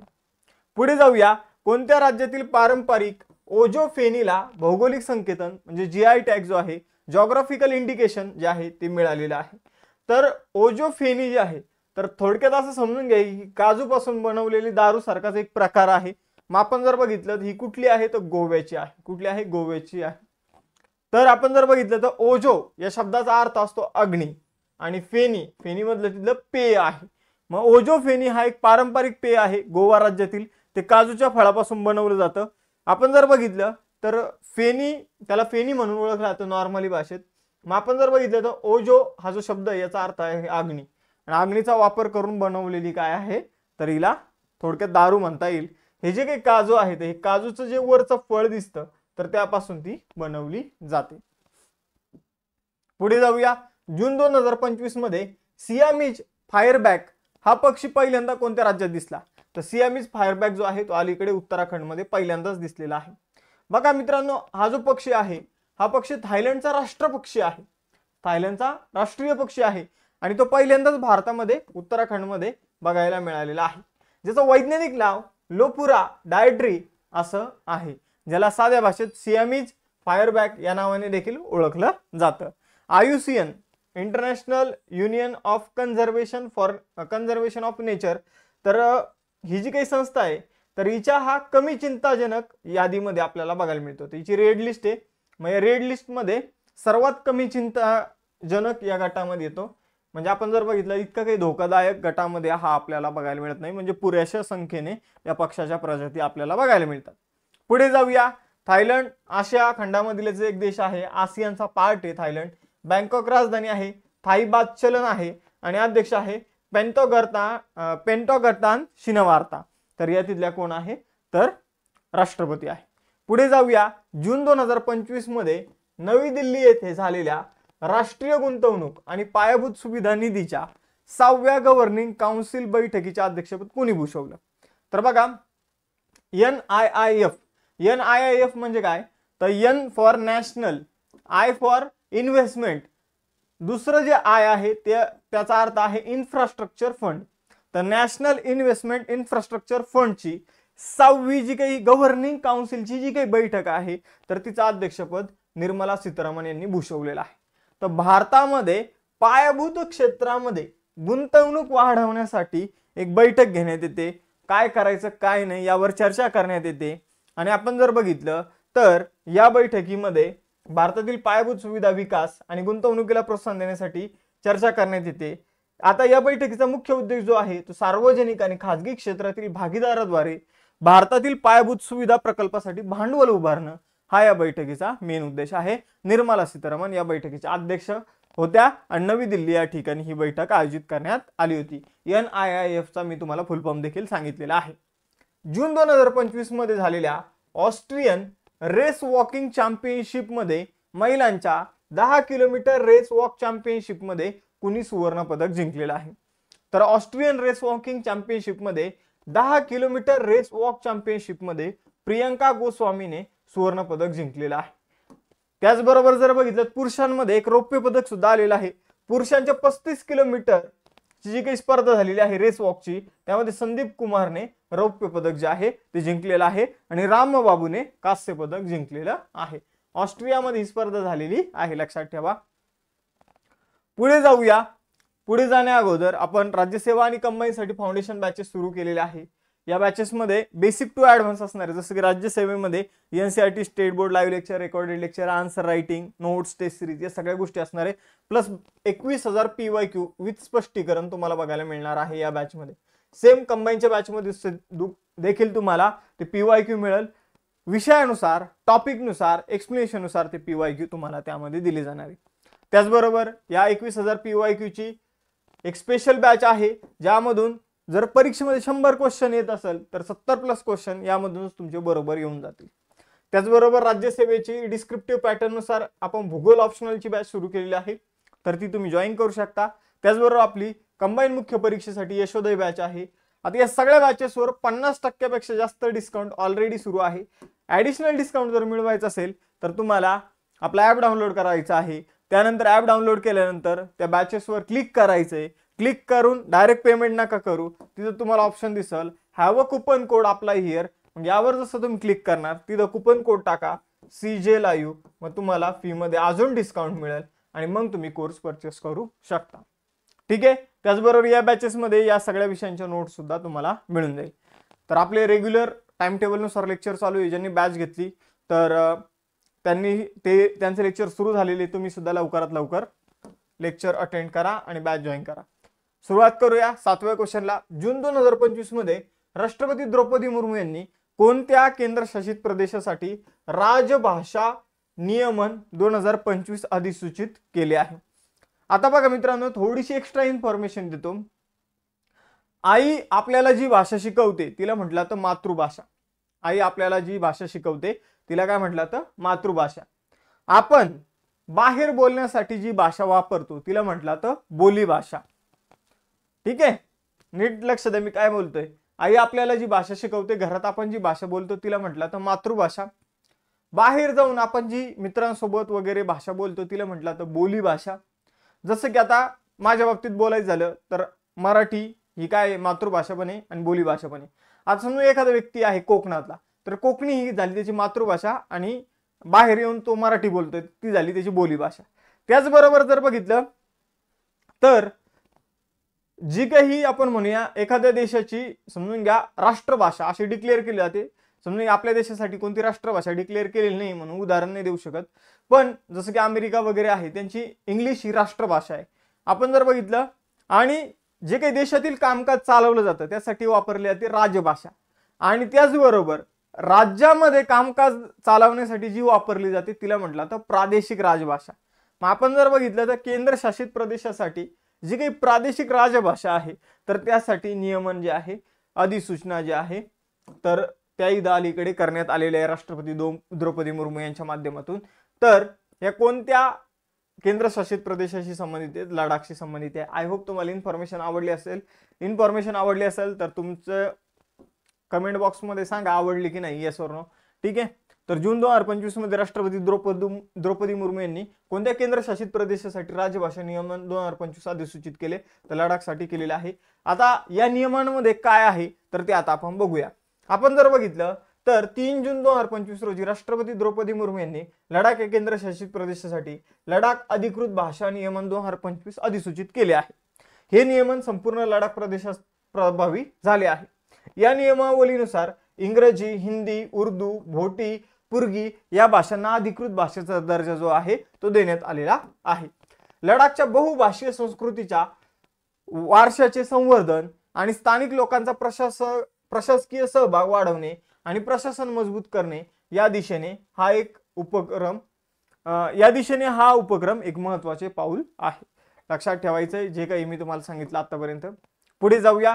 जून 2025 मध्ये TVS मोटर्स कंपनी लिमिटेडचे नवीन अध्यक्ष आणि व्यवस्थापकीय संचालक म्हणून कुणाची नियुक्ती केली आहे? तर TVS मोटरचे नवीन अध्यक्ष आणि व्यवस्थापकीय संचालक बनलेले आहे सुदर्शन वेणू.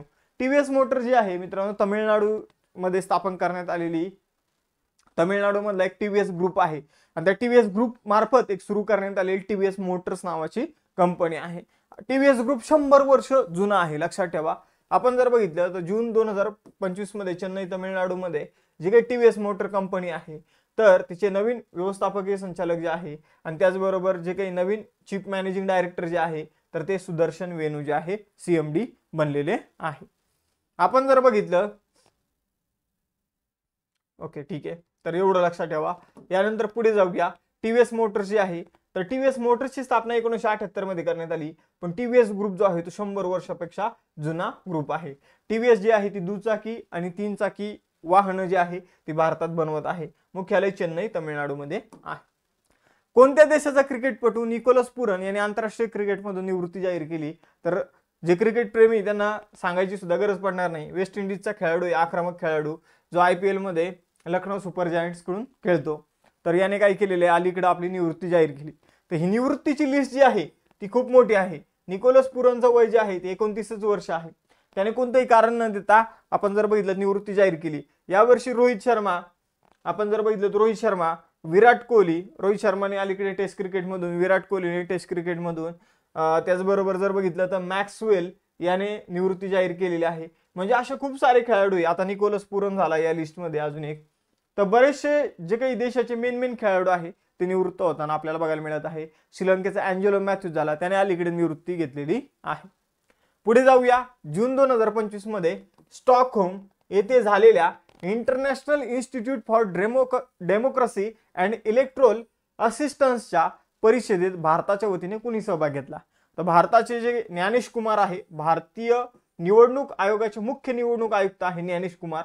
मग यांनी स्टॉकहोम, आपण स्वीडनमध्ये स्टॉकहोम या ठिकाणी झालेली जी काही इंटरनॅशनल इन्स्टिट्यूट फॉर डेमोक्रेसी, ठीक आहे, म्हणजे लोकशाही आणि त्याचबरोबर आपण जर बघितलं तर निवडणुकांविषयीची एक परिषद आयोजित करण्यात आली होती स्टॉकहोम या ठिकाणी.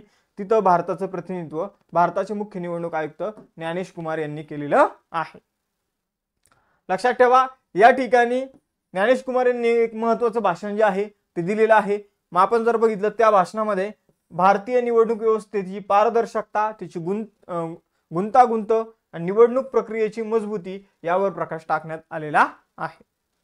आपण जर बघितलं तर या परिषदेचं आयोजन international institute for assistance in democracy and election या संस्थेद्वारे केलं जातं. पुढे जाऊया. सर्वात प्रभावशाली पर्यावरणवादी पुरस्कार कोणाला प्रदान करण्यात आलेला आहे? तर आचार्य प्रशांत यांना सर्वात प्रभावशाली पर्यावरणवादी पुरस्कार प्रदान करण्यात आलेला आहे. मग आपण जर बघितलं तर ग्रीन सोसायटी ऑफ इंडिया या संस्थेमार्फत जागतिक पर्यावरण दिनानिमित्त आचार्य प्रशांत यांना आपण जर बघितलं सर्वात प्रभावशाली पर्यावरणवादी पुरस्कार जो आहे तो दिलेला आहे. तर पर्यावरण संवर्धन, हवामान बदल जागरूकता आणि निसर्ग या क्षेत्रातील योगदानाबद्दल त्यांना हा पुरस्कार दिला गेला आहे. बघा मित्रांनो, जून 2025 मध्ये गुजरातमधील कोणत्या शहरामध्ये air India Boeing 787 dream liner विमान आपण जर बघितलं तर AI-171 उड्डाणानंतर लगेच कोसळलेला आहे? तर एकदम मोठी दुर्घटना जी आहे ती घडलेली आहे मित्रांनो. या दुर्घटनेमध्ये जवळपास सगळे प्रवासी क्रू मेंबर्स जे आहे तर त्यांचा मृत्यू झालेला आहे. फक्त एकच प्रवासी जो आहे 11 नंबरच्या सीट वर बसलेला प्रवासी होता तो इथं वाचलेला आहे. बाकी सगळे प्रवासी जे आहे तर त्यांचा मृत्यू झालेला आहे. तर लाखोत एक अशी घटना ही घडलेली आहे. आपण जर बघितलं तर विमान चालक जे होते तर ते सुद्धा कसे होते, एक्सपिरियन्स होते. पायलटला सुद्धा 8000 तासांपेक्षा जास्त विमान चालवण्याचा एक्सपिरियन्स होता. पण आपण जर बघितलं तर काय घडलं हे अजून समजलेलं नाहीये. ब्लॅक बॉक्स जी आहे सध्याची अपडेट जी आहे तर विमानामध्ये एक ब्लॅक बॉक्स असतो. विमान जेव्हा कोसळतं तेव्हा काय घडतं तो सगळं रेकॉर्ड करतो आणि मग तो ब्लॅक बॉक्स मिळालेला आहे. पण त्याच्यामधून आता इन्फॉर्मेशन गोळा करणं सुरू आहे. तर लवकरच आपल्याला समजेल की काय झालं होतं, कारण दोन्ही इंजिन फेल झाले होते आणि दोन्ही इंजिन फेल झाल्यामुळे हा अपघात घडला होता. मग आपण जर बघितलं तर यामध्ये जे काही आपण जर बघितलं लोक होते 242 लोक होते, 2 पायलट होते, केबिन क्रू होता, एअर होस्टेस वगैरे होत्या. त्याचबरोबर गुजरातचे माजी मुख्यमंत्री होते विजय रुपानी. हे सगळ्यांचं यामध्ये निधन झालेलं आहे. फक्त एकच प्रवासी जो आहे तो वाचलेला आहे. हे विमान अहमदाबादच्या सरदार वल्लभभाई पटेल आंतरराष्ट्रीय विमानतळावरून त्याने उड्डाण केलं होतं. प्रश्नाचं उत्तर आहे अहमदाबाद. हे तुम्हाला सांगायचंच राहून गेलेलं आहे. तर बघा आता टेस्ट क्वेश्चन आजचे काय आहे तुमच्यासाठी. तर खाना क्वेस्ट मिलिटरी एक्सरसाइज 2025 ची आवृत्ती काय आहे हे तुम्ही मला सांगायचं आहे. त्याचबरोबर international institute for democracy and electoral assistance परिषद जी आहे तर ती कोठे आयोजित करण्यात आली आहे हे सांगायचं आहे. आणि त्याचबरोबर बालकामगार विरोधी आर्टिकल म्हणजे कलम जे भारतीय संविधानामध्ये ते कोणतं आहे तर हे तुम्ही मला सांगायचंय. ही आजच्या टेस्टचे क्वेश्चन. आय होप तुम्हाला आजचं लेक्चर जे आहे तर ते आवडलं असेल. तर लेक्चर लाईक करा. त्याचबरोबर आपलं Telegram channel, Insta page follow करून ठेवा म्हणजे बाकीच्या लेक्चरचे अपडेट मिळून जाईल. आणि आपलं ॲप्लिकेशन तुम्हाला जर बॅचेस जॉईन करायचे असेल तर आजच डाउनलोड करा आणि CJ लाईव्ह नावाचं कुपन कोड आहे तर त्याचा फायदा घ्या ॲडिशनल डिस्काउंट मिळवण्यासाठी. थांबूया आपण इथं, भेटूया नेक्स्ट लेक्चरमध्ये. चलो बाय बाय एव्हरीवन, जय हिंद.